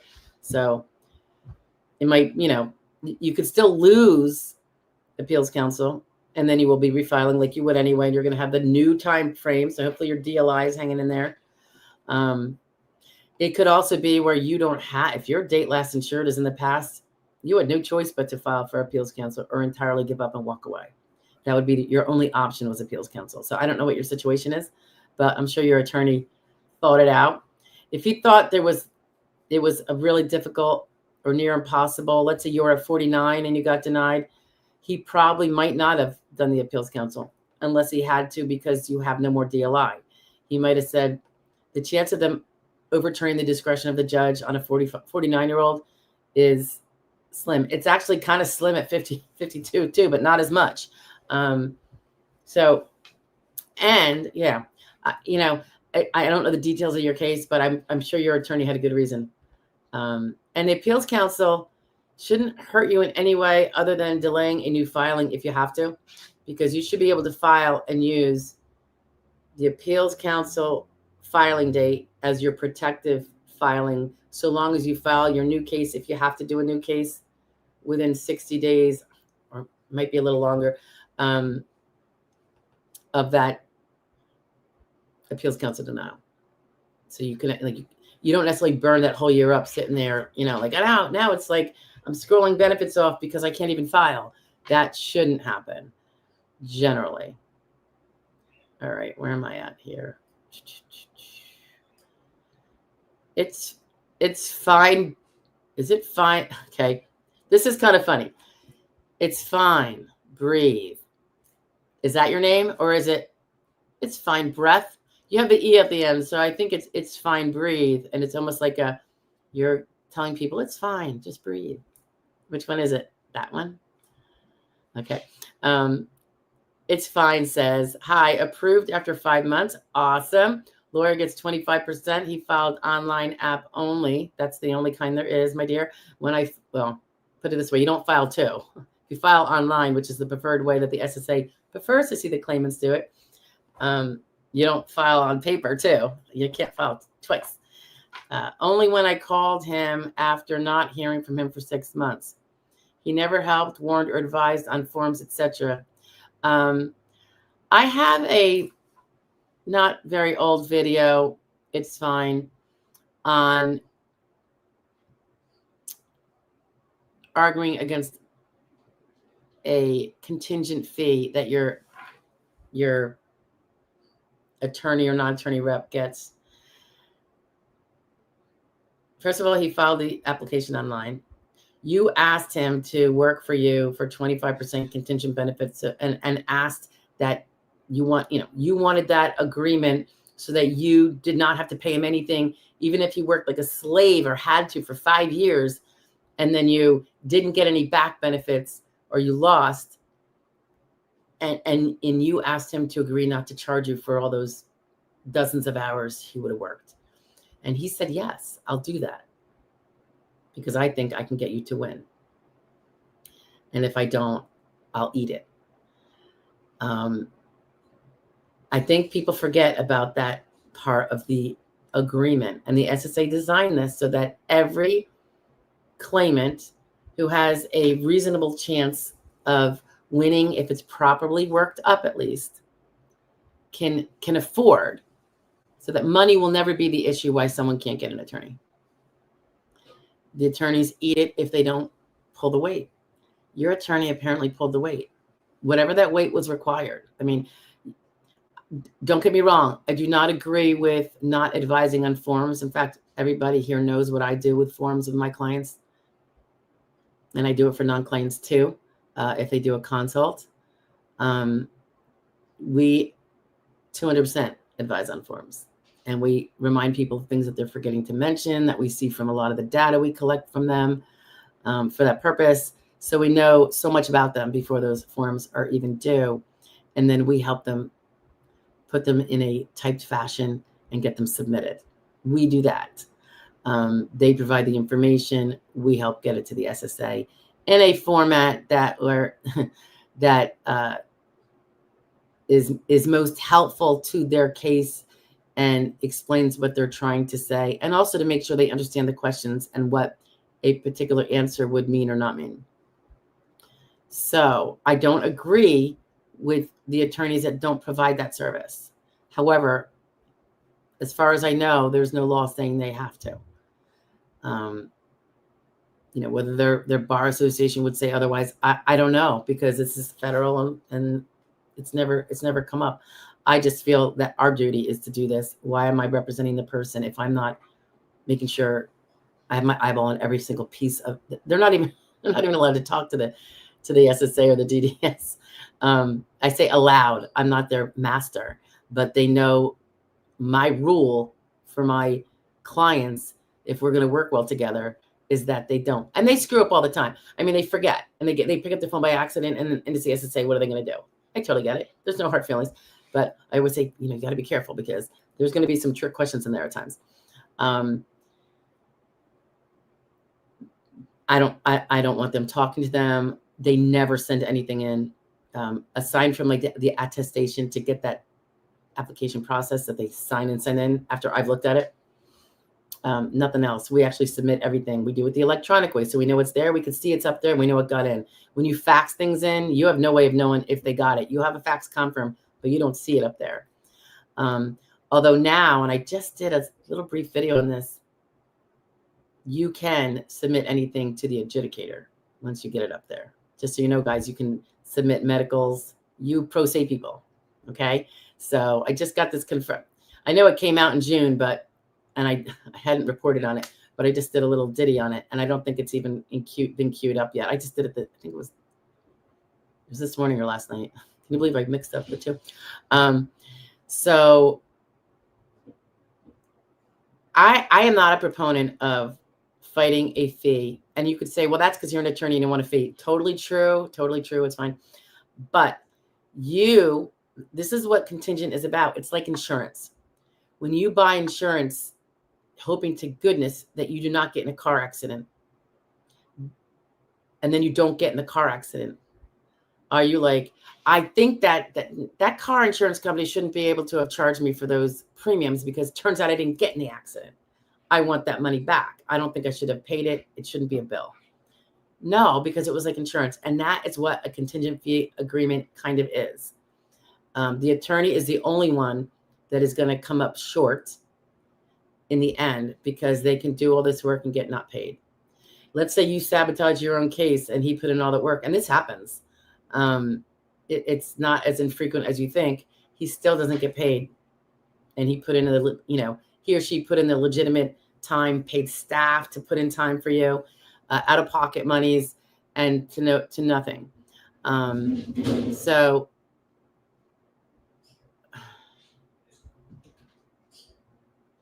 I hear a dog making a ruckus out there. Oh no, it's a child. And when I say child, guys, they're like 17. I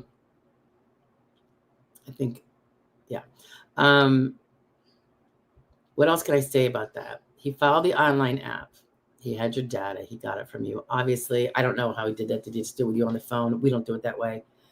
We get everything in writing, so we have it all to consider and look at and think if we need more clarification on this. Ours is a bit of a process, but they come out stellar as a result. That's why there's a lot of initial wins and recon wins. And of course, we do have to go to hearing, but we really try not to. I'm just looking at your question here more. So he didn't file for 6 months. Now, I don't know why that is. I don't know what the parameters of your case are. Sometimes the best time to file is not the second you left work. Then you're almost guaranteeing yourself a denial on initial. And it looks like here you got the award on initial. And it's very possible, I'm just saying possible, I don't know the facts of your case, that had he filed within a month of you coming to him, you would have lost that initial. And you would have had to file for reconsideration.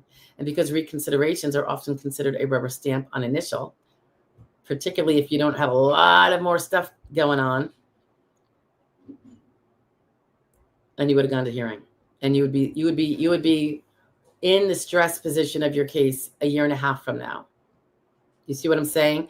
So him waiting 6 months, now I think he should have discussed it with you. I discuss it with people all the time when I think it's something to be concerned about. And it might not be, there's some cases it is a total concern. It's like, I can guarantee you're going to lose an initial if you do this. Other cases, I'm like,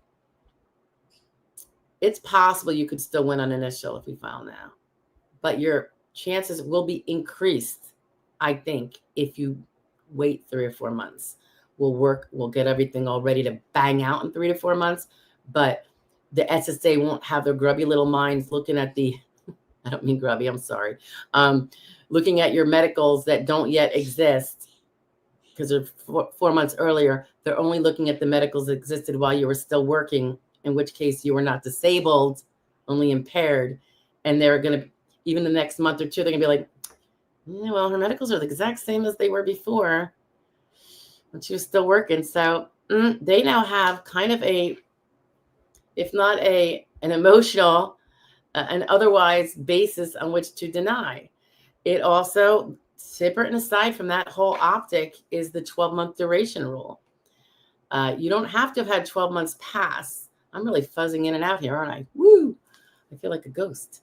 You don't have to have passed the 12 months to be found disabled. However, the medical evidence has to be clear that you will not be, you are disabled, and it will last at least 12 months after you stopped working. So there is durational denials all the time.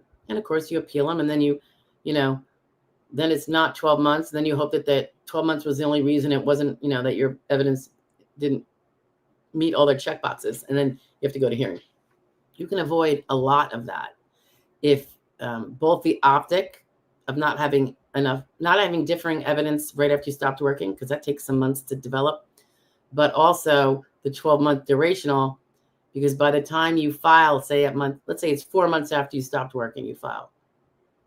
And that also gives you good time to do good solid data to go into all the application and the function report that's going to come up, and the work history report, and possibly a pain report and a bunch of other report demands that they're going to make.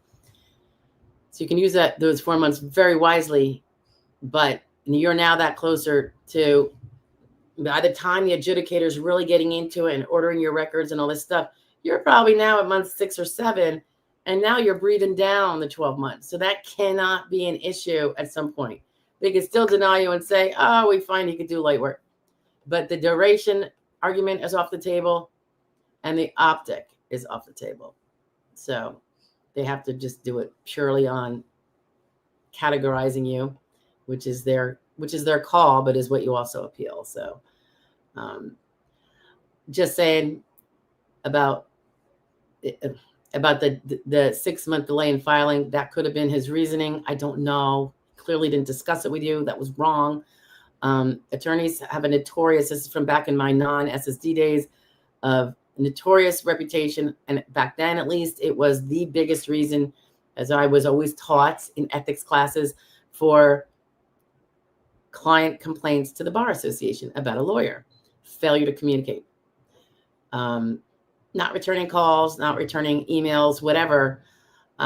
It's It's frustrating. It's the easiest thing to overcome. I'm a solo practitioner, and I can manage not just communications with my clients, and I have a full caseload, but I don't make it overfull. Everybody knows I have my wait lists in certain areas, because I'm not going to jeopardize any of my clients' case to take on a volume that would be irresponsible. Like I do know some people do, but we communicate with non-clients as well, because we have a really robust communication system, and that's thanks to the portal I have. It's a case portal we invest in, and it's worth its weight in gold. The clients love it. Even the clients who are not techies and are like, oh, I have to go into a portal. I'm like, you can do it, because they can even do it from their cell phone.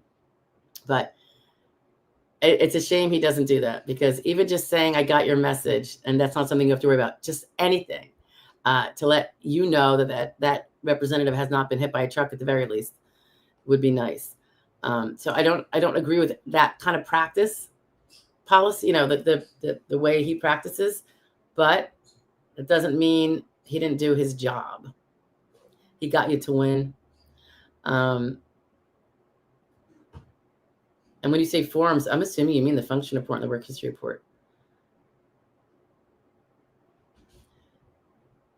But you asked him to get you to win, and he did whatever had to be done to get you to win.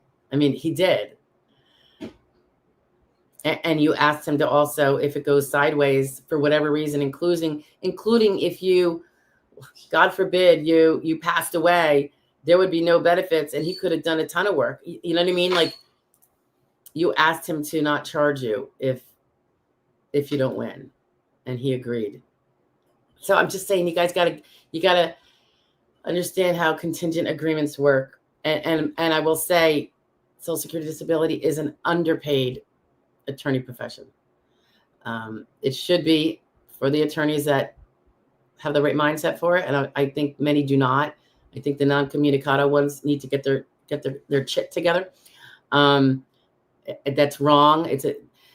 SSD clients are a special set of people, and we know that. So you have to have communication. Sometimes you have to have tough communication. If they're not following directions or being stubborn about something or trying to be the boss, I get tough. Some clients won't like it. Some will succumb to it and then be glad they did. And some will say, I can't take it. You're mean. They'll go away. And that's fine. I can take that, 0.5% that can't take it. And that's fine. And I want them to have someone that is more coddling if they need it. But, everyone's got different styles. I don't like the non-communicado one. And it is actually an ethics violation in probably all 50 states. Just saying. But I still don't think, I'm still against fighting the fee when you got the win. I always say, take it with grace. Just like I take a win when I win for my client and I'm going to get no fee. I don't even file a fee petition because my clients aren't millionaires. I could go after a fee, but I don't. I look at it as accept the no fee with grace and be super happy that your client won and you just helped a human being's life be less stressful, have money coming in, have Medicare. I think it's huge results. And that, I want to say warm, fuzzy feeling. It's something I can even think about a year later with some people. And when I'm feeling sorry for myself about something, I could say, oh yeah, that was great. And I'm so glad that happened. And, et cetera, et cetera. But I think, a client could do the same I think he should have only gotten 2,000, but he got 4. It was a contingent agreement and you agreed to that percentage rate. So reneging on it is kind of distasteful. And I don't think it's acting with grace at all. If somebody cares about acting with grace, I'm not saying you do or don't, anyway, that's my thoughts on that, guys. Inferno says, how long for international CDR review? Oh, international. I'm assuming it's not at a different rate, but I have not looked that up. I assume it's in the same kit and caboodle as everybody else. So how would I know what your CDR is? No idea. I'd have to know your case.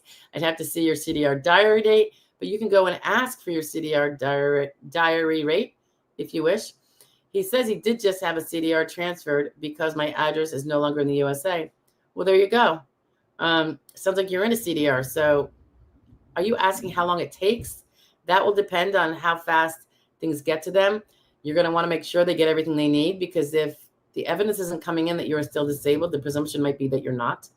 So hopefully you are vigorously going to your doctors in your new abode, in your new country, and make sure those medical records are getting to the SSA or the DDS adjudicator, and make sure they are legible. And not necessarily they have to be in English, but I wouldn't be surprised if it might be helpful to you if they're in English.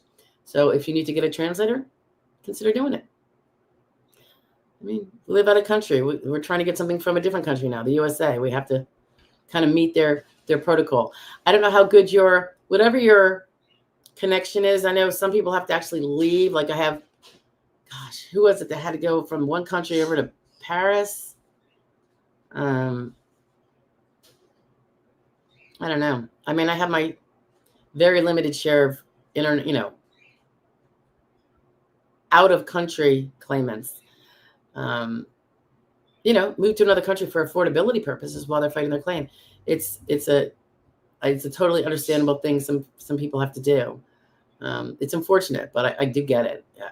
Not everybody has family they could stay with or get help from. So you just got an email from Baltimore saying that my claim has been brought to this office. Which office? Baltimore? So it is in the U.S. I would probably try to make sure that those records are legible if you have to get records. And the time frame CDRs, they don't really have a time frame, as far as I know. It's fine, says, because I don't think he earned what he was getting. I probably commented all this after you put this, right? By the way, your videos are the only reason I knew how to fill out the work history, function reports, etc. Oh, that's great. I'm so glad. Those are the first things I ever put up on any kind of video, which was just for my clients at first. And then to make it easier for them to reach them, since some of them couldn't download them, they went to YouTube. Well, first they went to Rumble, then they went to YouTube. And it's just been so nice to hear from people that are like, I used those to do. That's really great. I do add to them at times. I think I just did one for the work history about stooping, the forgotten postural that everyone forgets about. But anyway, I think it's fine. You heard my spiel probably that I put in after you wrote this, before I saw this next post. But that's my take on it. Remember, if people fight, the attorney might have a case that went faster. But cases in general, they don't get paid enough on. They don't get a full attorney rate. It's kind of, technically I look at it as like a labor of love type of thing.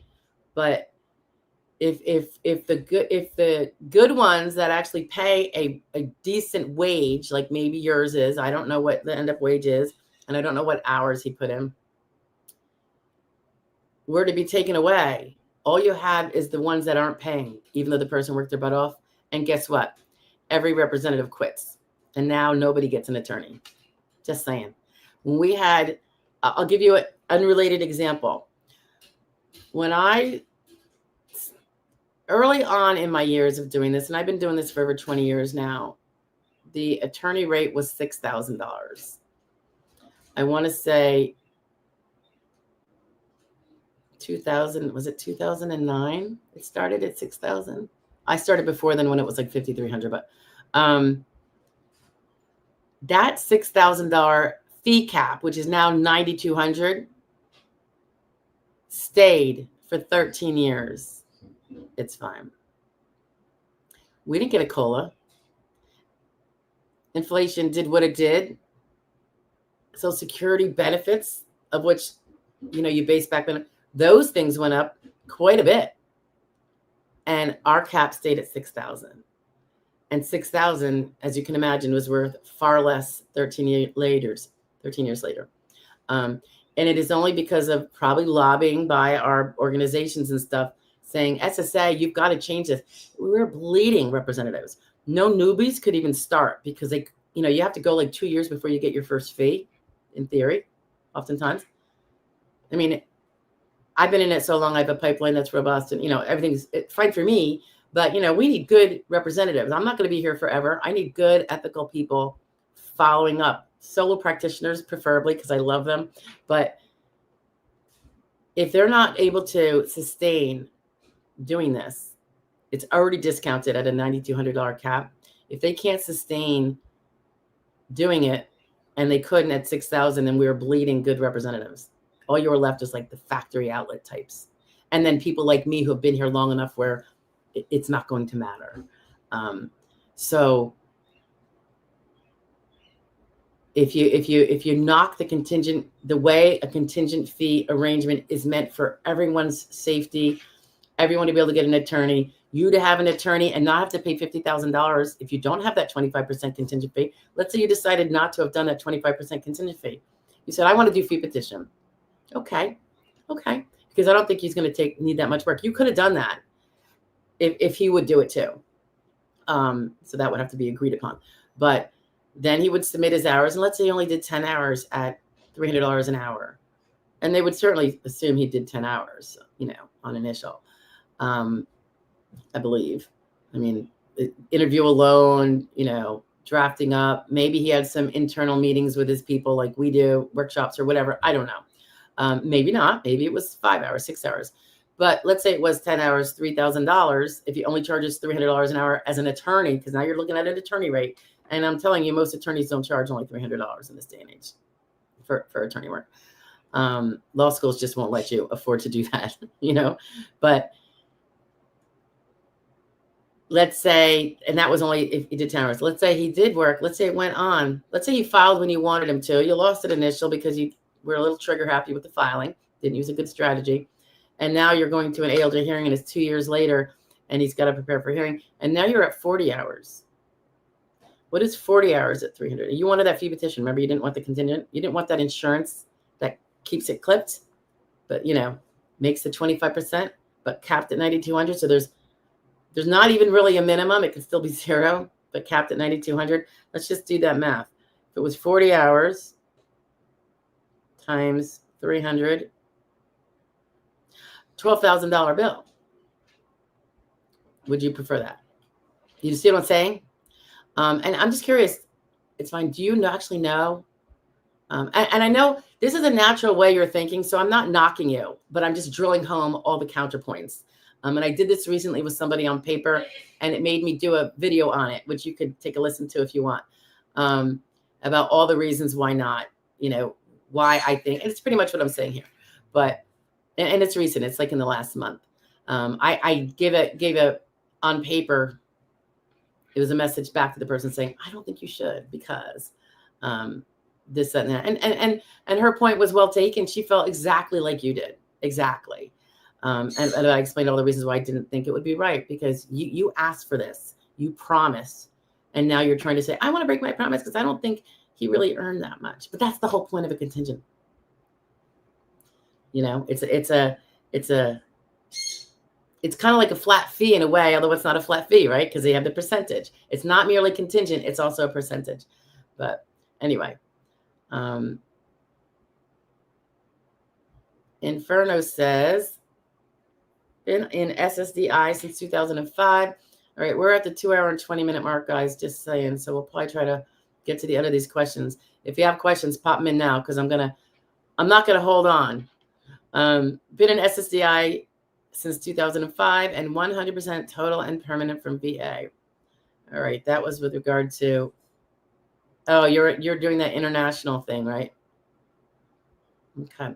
So good for you. So you have SSD and you have 100% total. So you're one of my finer living friends. I'm happy for you. Very glad for my veterans that get some, if they're disabled, have the P&T, because you can live a much better life financially. It's a lot more. Thank goodness for VA. Inferno is age 50. Oh, so you did an age change. That's in your favor, very much so. On CDR, they have to take consideration your new higher age. Gina. Is it Gina or Gina? You got the 3 N's, though. I remember that from last week. I think it was last week, right? Good to see you, Gina. If I've already filled out an RFC with incomplete, vague info, as you described in other videos, will the ALJ be less likely to take me seriously if I fill out another one? You know what? You don't need to fill one out for the ALJ. I wouldn't. Because, well, I take that back. I'm not sure. I was going to say no, because you can testify to it all. If you have, if anything's changed, so I don't know what your vague and incompletes are. You could do it if you do it well. You know what I mean? Because written statements are things that can be used to impeach what you testify to. But if your testimony is going to be consistent with your second one, then it's fine. It's just that you got to make sure it's you're able to testify to what you put in your function report consistently. So if you can do that, and that's not something that's impossible, of course, you just have to, when you're studying for your hearing, review what you said in your function report. If something's changed, you're going to want to be honest at the ALJ hearing about what's changed. It could be that something got better, or it could be that something got worse.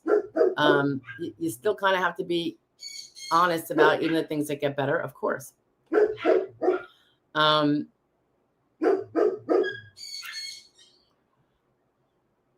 You could do it. And the only reason I retracted a little bit about saying don't do it was because of what I just mentioned. But by doing it, your function report from before is probably a long time ago. And you could submit a new one and say, that one is a long time ago. And I realize now I really didn't answer thoroughly. I didn't really understand. And I was in a lot of pain. And maybe keep out the part about being in a lot of pain. But I understand now that, I should have been more clear. And then explain, so I'm resubmitting this now with a better understanding, so that, if this helps understand my limitations better. And then, of course, you want to use that and be knowledgeable, and don't forget what you said, so that if you're at hearing and something has changed, you can explain, well, yeah, Judge, in August, I submitted a updated function report because I realized I just I didn't even think the other one through, and I just was really not answering things very well, and not accurately, because I was just making presumptions, Judge, of what I could do. And I later on, took it to heart and really kind of timed myself on things, see how long I could do things. And the dogs are very annoying. They're saying, you've been in there over 2 hours. Come out and feed us. So, yeah, I would, if you're going to do it, you can explain to him at hearing too. I submitted another function report, Judge, because I realized that I had kind of made presumptions about my abilities in the first one. And then I learned that wasn't really what I should be doing. And I wanted to make sure I had accurate information to you, which I can also discuss here with you today as well. You could do that.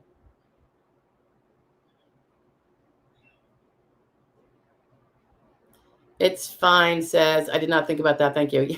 Yeah, I know. And you know what? And that's no bad on you at all. It's normal. You probably are right. So again, I don't know what the back benefits are. If your back benefits are $200 and he's getting $500, I don't think that's being overpaid, even for the mere conversation he had with you. And the filing, of course. I mean, that and filing certainly should be probably at least $1,500. But if you're paying him $9,200 and you're like, I feel like you didn't earn it, that's probably true. But he's not getting paid on the hours he put in because you didn't want him to. You wanted it to be on this contingent fee. He's got this safety net of sorts that can still fail him. And you have a definite safety net that you will always be able to have paid and secure an attorney. You didn't have to come up with the $9,200 as a retainer either. And that's part of the purpose as well. Virginia Gomez says, thank you so much. Keep up the with your super kind help to us. May God bless you and your family. I would like God to bless me and my family too. Thank you. Yes, yes, yes. Gina says, also, if my lawyer isn't advising me on how to answer accurately and with enough detail, should I ask another lawyer or watch more videos like yours? Also, why wouldn't they explain? All right, I can't speak for your lawyer. Everyone's got different practices. If you were listening to what I spoke to about It's Fine, It's Fine up above, kind of discusses my take on what is an appropriate attorney involvement in their own client's case. But, you know, I'm not trying to backstab other lawyers here. I would like to see them step up a little more, but, you know, we've got the world we have. When you say ask another lawyer, I don't know that another lawyer is going to advise you. And we don't even do consultations for people with attorneys because that would be a conflict. You know, what if, you know, that attorney knows their case best and I can't presume to know it better than him or her. So that's one of our rules with our prepaid consultations. I only do it for people who don't have a lawyer. I don't know. So I don't think that you're going to get a lawyer to do that. I could be wrong. And if you're saying I would dump my lawyer to get another lawyer, you're going to really want to make sure you can get that other lawyer first. Because number one, your first lawyer is going to have a right to, this is in videos about when you dump your lawyer. There's a whole, look under appointed representatives. There is a playlist called that, and it describes for you the pros and cons of getting rid of your current representative, how it can cost you, how it can prevent you, won't necessarily, but can prevent you from getting another attorney to jump on board. And this would be particularly so for people who have more hurdles in their cases than other people. And I don't know your case, so I can't say whether you do or not, but it's something to think about. Take a look, see. That's under attorney, I think it's appointed representative. It's one of the playlists. There's a lot of playlists. I got to clean them up. I just don't have time. They're from when we first started, so they're a little bit of a mess. All right. Next. We're almost down to the crunch, right, guys? Oh, it's fine, says the insurance analogy helped me feel better. Oh, God, I'm so glad. I got to use that more often. I use analogies so much, and so many people don't get them. Not in this arena, but, and the insurance one is good, but I use it in others because I'm a pretty, I don't know, I'm involved in a few different areas, you know, outside of my Social Security disability practice. And I will use analogies. It's fine. And some people will say, I can't believe you're comparing this group to that group. I'm like, you don't know what an analogy is. It's about the relationship. It's not about the two objects. It's about the relationship in between. This is to this as this is to this. These two things are not the same. And some people don't get it because you get it clearly because you're getting the insurance analogy. Anyway, all right. Thank you. It's fine. I appreciate that you took it in the vein in which it was intended, which is just to help you understand. And it's truly my beliefs on it. And I know I have a vested interest in fees being paid. So with that disclosure in mind, of course. Alleging, is that Mage? 885? Okay. Alleging without. Oh. Okay. Can the SSA deny your claim if you refuse to have surgery? I don't know that the refusal to have surgery would be the strong basis of the denial. It's just one piece of the puzzle of whether or not you're actually impaired enough to not work full-time at all jobs in the economy. Can it be a crumb of consideration? Yes. If you don't, it can signal that you don't feel significant enough symptoms from your impairment to bother or go through the inconvenience and the pain and the risk of surgery. On the other hand, it is known that surgery comes with risks. Now there is, and I was just talking to someone about this, and I do have a video on it. They did put out a narrative, the SSA. I think it was an SSA thing. I don't think it was a court thing. About it's considered being non-compliant, potentially non-compliant with medical advice. Now, options for surgeries are not necessarily we're advising you to have the surgery. So you could kind of make that argument. It's just your options. You could take this risk or not take this risk, you know. But I do always suggest, because, you know, you do see rhetoric sometimes in denials that say, only had conservative treatment and didn't feel the need. It's a little obnoxious. Didn't feel the need for the recommended surgery, suggesting that the pain just wasn't as bad as they're alleging now. So I think you can help thwart that optic if someone's going to have that optic. And I don't know that they would. I think some adjudicators would be like, oh, heck no, I wouldn't have spinal surgery either. You know what I mean? So it depends on the subjective nature. We're all human, and you don't know who you're going to get. Like a box of chocolates, right? So I suggest if you've been recommended surgery, the doctor is supposed to discuss with you the risks and all that to surgery. And there can be the general statement of that you want to put, you know, you want to make sure it's clear. And you could do this in a portal message to the doctor, so it's in the medical file or some other way. Because he might just say, refuse surgery in the medical. Sometimes the medical records just say it like that, and it's very unhelpful. And I resent it. They didn't just refuse it; they had reasons, and they don't put it in there. But then a adjudicator, a judge, usually a judge, can hang on and say, "This did conservative therapies and just, you know, didn't feel the need for surgery, refused it when it was offered." You know, as if it's some like easy gift to accept. You could make clear, so it's in the record, like such as in a portal message to the doctor or somehow getting it in the record. Doctor, thank you for going over with me the surgery possibilities for my condition. I really appreciated you sharing the severe or serious risks involved, both in terms of the propensity for it to not always do what we intended to do and me to be not better after the surgery, as well as the risk of the surgery itself, both the fact that it can be fatal, or the fact that it can cause other impairments, as well as the risk of blah blah blah. So you're making it clear on the record that you were discussed the risks and they are too much for you. And it's even stronger if the doctor did say, you know, these come with general risks, but a lot of people opt for the surgery anyway. But let's say he then says to you, now with your high blood pressure, you're at a higher risk of stroke than most, and we could put you on blood thinners, but whatever, you know, whatever the link. That would be added to your defense too. Like, and then you also explain to me that given my comorbidities, you don't even have to go into the detail of what they are. Given my comorbidities, I am at a heightened risk beyond just the standard surgery risks. Now you've set yourself up differently, slightly, than the standard surgical population when there's no comorbidities. I would do that just to thwart if you're going to have a judge who is going to want to use that as one of the crumbs of denial to deny you.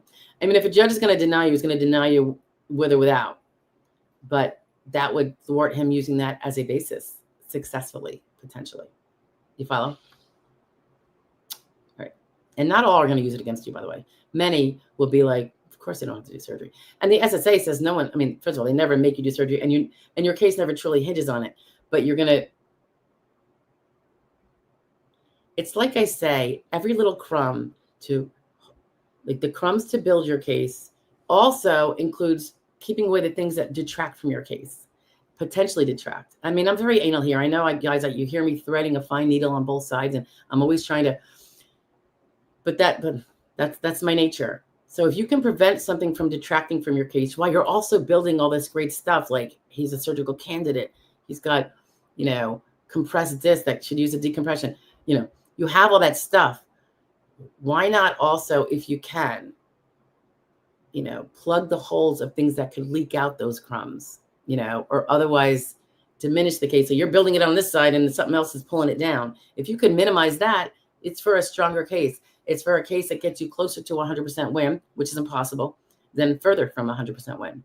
So you can maybe be one of those people in the percentage that win those cases instead of the one that got the denial and has to refile or can't refile and has to, file to the appeals council or something. So that's my anal nature. Gina says, I'm confused about how I can determine that the medical evidence I am turning in is enough, especially for diagnoses. You can't. I add closer to my hearing, which will be very new with little substantiation. Well, if it's diagnosed, it's substantiated. I'm confused about how I can determine that the medical evidence. Well, you're never going to know until you have the judge's decision. I mean, you hand in everything that exists.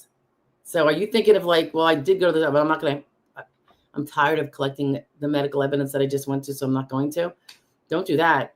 Everything you have should go in. In fact, legally, technically, if you have it, it has to go in, or else you're violating your rule. But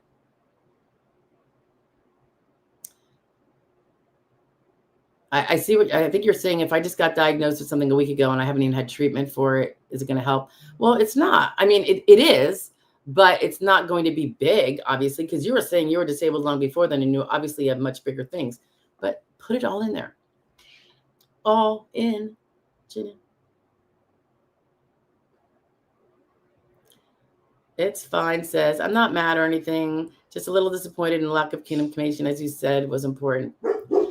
And you know what? Those guys tick me off. It's fine. It's like they give a bad name. And they did. This is outside of SSD world. This was back when I used to do the state work. And honestly, it was horrible. It really was. I don't know how my friends that are still lawyers doing it. I don't know how they do it, because I know they're not like in love with it. Yeah. And those lawyers make the rest of us look really bad. So I apologize. I don't get offended when we're called snakes, because I think it's true. There's just those of us that aren't. So anyway, isn't that terrible of me to say? Sorry to all my colleagues. If you're the good ones, you know who I'm not talking about. All right, and you will have grace. Thank you. I'm glad you're not mad. RD says, why does this process take forever? I guess because we're all human, and you didn't, or some of us didn't get all the medical evidence we could get before we filed. So it takes that, and we're still treating, and it takes that. And then, it is a high bar to prove you can't do all 12,000 jobs in the economy. So most people will fail at that because they have to get the evidence, and they don't realize it. Most people concentrate on their bodies and what prevents them from the job they just had. I see it 90, maybe 100% of the time. And I'm like, okay, so we prove that you can't do the job you just had. All right, there's 11,999 other jobs. We got work to do. So that's why, other people, and then of course, don't get me wrong, you've got the people that have to process it when it comes in. And when we had and maybe still have a system that's not running on all cylinders yet, but obviously running a little bit better than it was, 6 months ago. It's slow on the human side. Then you got people going on vacation. So then their caseload sits for 2 weeks while they're away on vacation. You got the medical expert at the, SSA that's on vacation, and he's the one that's going to be making your RFC. That's another delay. You got your doctor's offices who don't respond to the request for records in a timely fashion. That's a mistake. There's big news in the SSD circle, though. Very big. All like in this week, last week, and last month, of the technology that this current SSA is facilitating. It existed, but it wasn't being used as full force as it should be. To get with, when any SSD claimant or SSI claimant has a claim, they submitted an 827 authorization. It's great because now the SSA can go order your records. And one of the ways it can now order them is through the technology. It's called like Mega Hit, or I call it HITMER when I see it in the evidence file, because it says HITMER. And and I forget what it stands for. But I think their description of it is mega hit, and that's what it's been called forever. But they have just expanded it. They want to be able to get your records super fast for you, instead of, sending a letter to the doctor's office, and then the doctor's secretary has to open the mail, and then she says, oh, the person that copies medical records doesn't come in until the fourth Friday of the month. I mean, all these like manual reliances, and then of course the paper got lost, and so when the person came in on that Friday, they didn't see it. So, well, he'll be in a month though. And I mean, believe me, this is how things went. So it's trying to be all automated. So the official record set, which is not the same as your portal record set, can be gotten by the SSA literally in seconds. And what's good about it is I'll see a case that's on initial, and, with things still being slow, they might order them from your network with a HITMER. And then let's say you took a little bit of time to get your function report. They'll do another order. They'll HITMER it again to see what came in the last 2 months while you were doing your function report and your work history report. And maybe you had a new doctor that hadn't yet examined you, but you said, but I'm going for an MRI. So you want them to wait, to get the MRI. So they can be ordering these records. They can be doing things and getting updated records much faster. And they're really talking about how more on steroids that process is becoming, because this administration is now really, it's so honed in on things have to move faster for all these people. The people that have the evidence from their doctors, and that's a whole nother thing, guys, about getting doctors and the medical profession itself to do a far better job recording. I'm going to give them a D. Yep. Okay, so shoot me. I'm giving them a D. There are exceptions. I'm talking about the industry as a whole. The portals are great. The cut and paste of what you were 3 years ago into today's visit is not great. I almost think they should make that an actual ethical violation that a medical provider can be reprimanded for, or censured, or sanctioned. Perhaps it should be a civil rights violation. I don't know. We have civil rights violations with HIPAA. So why isn't that one of them? That's sloppy record keeping where you look as healthy as you did 3 years ago and you're, sitting in a wheelchair. It makes no sense. How dare they cut and paste? How dare they cut and paste? Just saying. Okay. You asked the question. Sorry, RD. Mark A says, hello, I've been on SSDI since 2020 with a 5 to 7 year CDR. Okay. I just moved overseas to lower expenses. I understand. I'm 63 now. Will they mail me forms overseas or email me online? Make sure you've given them all your contact information of where you are. You change your address online. Good. They will contact you in that way. It might be 2020. It might be you don't even get a CDR. You were 63, 5 years old. You were 58 at the time. You're already in that higher bracket. But they put you at 5 to 7, which means medical improvement not expected. I wouldn't be surprised if they just do a quickie overlook. You might be unaware of it altogether. They might not do it at all, or at worst do a short form. But do your job of following up with medical providers over there. I would say make a habit of every 6 months getting your records of your appointments, not just that you had them, but what the substance was. Whatever your impairment is that disables you, I'm assuming there's maybe more than one and you have more than one specialist. It's insurance. Yes, you might not need it and get a CDR, and you went into the trouble of getting this reminds me of what It's Fine and I were just discussing. Getting it doesn't mean you might not get a CDR, and you might say, wow, I want all that energy back that I went and got those records because I didn't get the CDR now. Well, it was insurance in case you did have the CDR, but blessedly, you did not get the CDR. So that's just something I would do, being very cautionary because the costs of losing are so high. So a little bit of effort, I don't think you're going to have a problem at all, Mark. I just, why not? If there's a 3% chance of having a problem, why don't we reduce that to 1%? I'm a math girl. All right. Oops. Where am I at?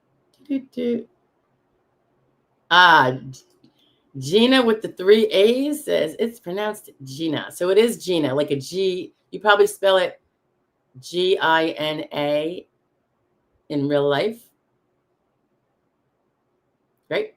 And then probably that name was taken for YouTube. So we had to go with GINNA, which is very cool, by the way.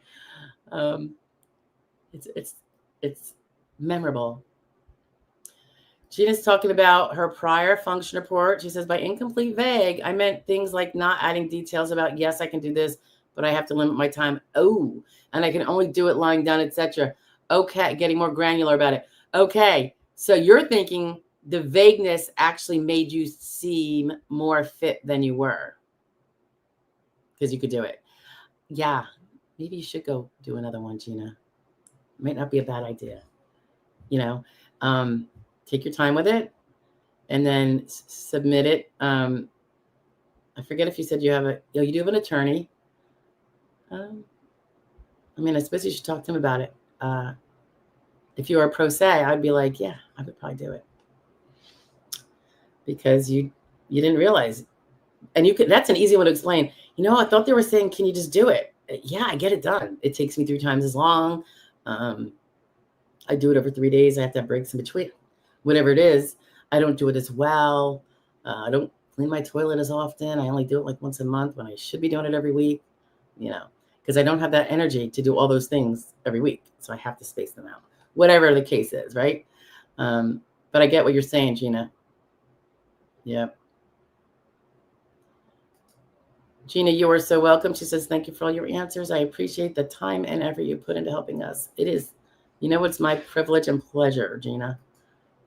Alleging says, I recently had a failed surgery on my cervical spine, and now they want to do a laminectomy on my lumbar 5S1, but I don't really want to jump into it.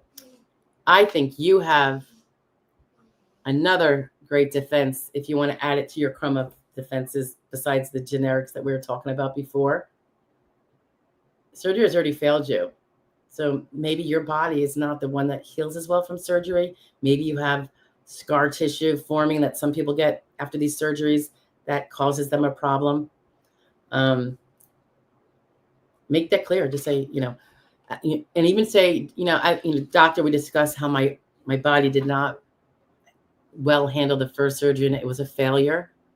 And if you can find any research that suggests that a person who has a failed surgery, and that's a body thing, right? We're all different.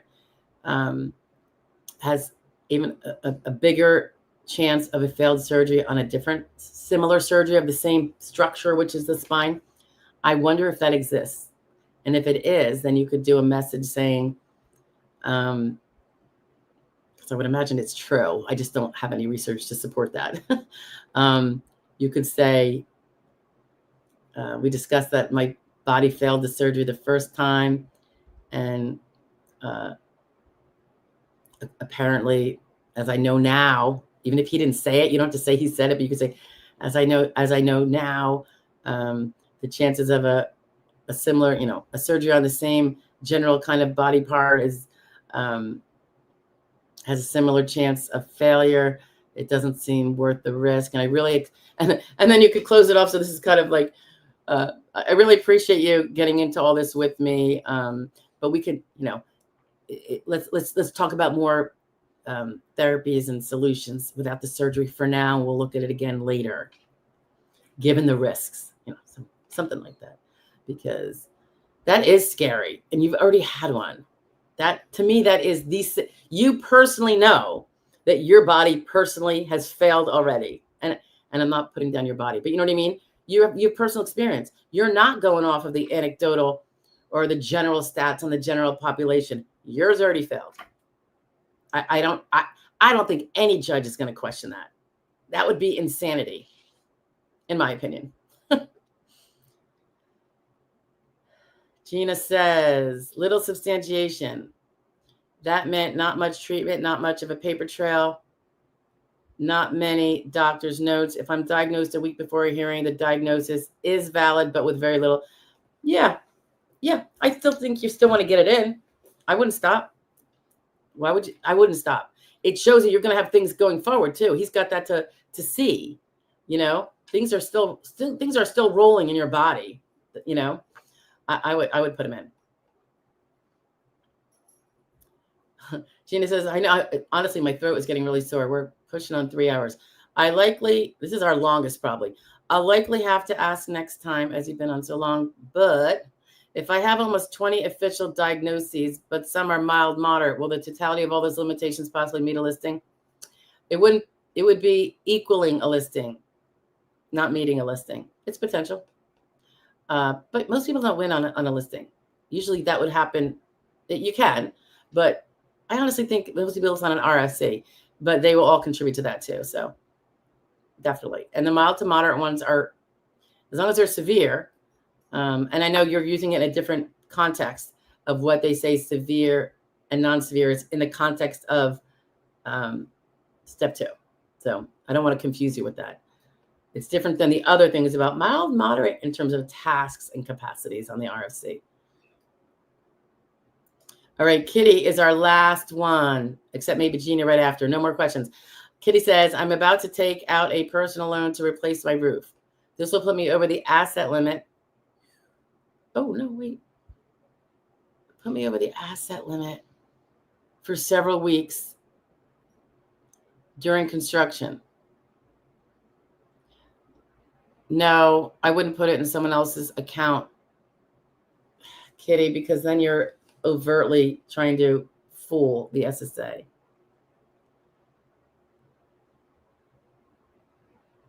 Can you pay it into escrow? And I haven't done the research on this. I'm just wondering if that could be a solution. Escrow means it's out of your hands, and the escrow agent controls it in trust to pay to the construction person. I should have been drinking this all along.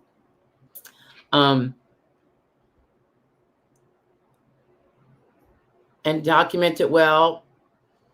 The receipt of income will not be a resource unless it hangs over to the next month, right? If you put it immediately into escrow or you prepay, and I know nobody wants to prepay a contractor. I've made mistakes where I paid them too much and then they've walked on me. 2 out of 3 times. I'm in the middle of working with Fourth, which I think will be fine because it was a personal referral from a close friend. But I wouldn't do it on the sly, slipping it into someone else's account. I would. What about this? Can you pay with a credit card? You never see the cash, and it is always clearly a loan. Even if you get the personal loan to then pay off the credit card, maybe that would be better. Loaned money is not income because it's borrowed, but if it stays in your account into the next month, it is a resource, is my understanding. And that is your concern, that you're on SSI, right? So Kitty, if you're on SSD, this doesn't matter and it's not a problem. You could do whatever you want. We're only talking if it's SSI. So confirm that. All right. If it's SSD, you can do whatever you want.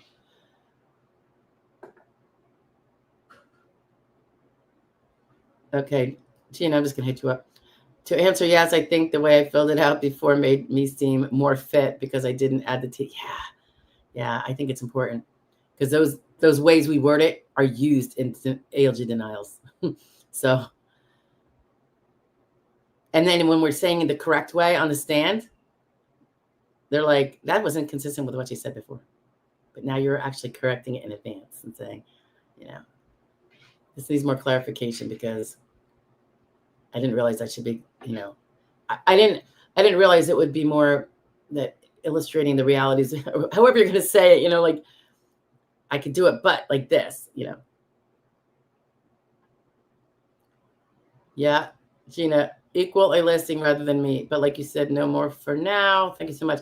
You bet. Guys, it's been great. It's been long. I love my Wednesdays. Can you tell? All right. And everybody, thank you so much for your kind words.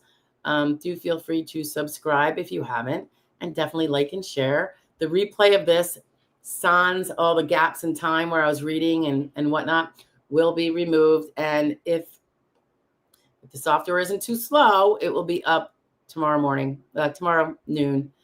Anyway, all right. Thanks, guys. I appreciate. And Kitty, you're welcome. Thank you so much. She says, I am SSDI. So that, oh my gosh, thank God I mentioned that. Because when I first read it, I'm like, oh, she must be SSI. And at the end, I'm like, what if she's not?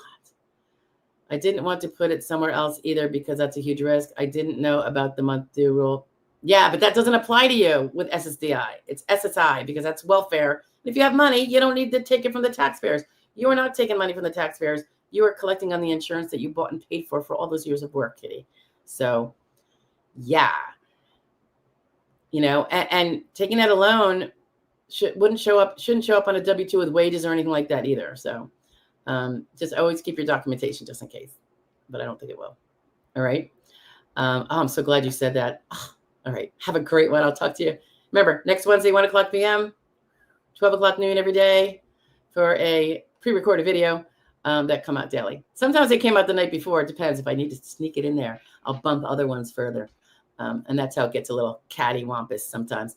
But anyway, so good to see you guys. Have a great rest of your week. I am leaving for Jersey on Friday. Very excited. I am working, but I'm also going to be near the shore. So I'm going to get a little of that fun time. And I'm going to use that metal detector if my friend is watching, which I don't think he is. But I really appreciate that birthday present. So that was, shouldn't have done it, but I appreciate it. You're welcome. Desi S., you're welcome. I know we didn't talk, but I guess you're listening in, so that's good. KR says ex-hubby spouse benefits. KR, we're out of here, but I'm going to, will it be less if I'm under FRA? Yeah, for sure. If you can wait till you're FRA, then you get 100. You get the maximum amount of spousal you can get. If you take it before FRA, you're getting that discount because you're taking extra months of benefits that are early before your retirement age. Okay. Thanks, KR. I will have a good time, and you have a good time too. Whatever you do, everyone stay safe, and thank you so much. And God bless. Bye-bye, guys.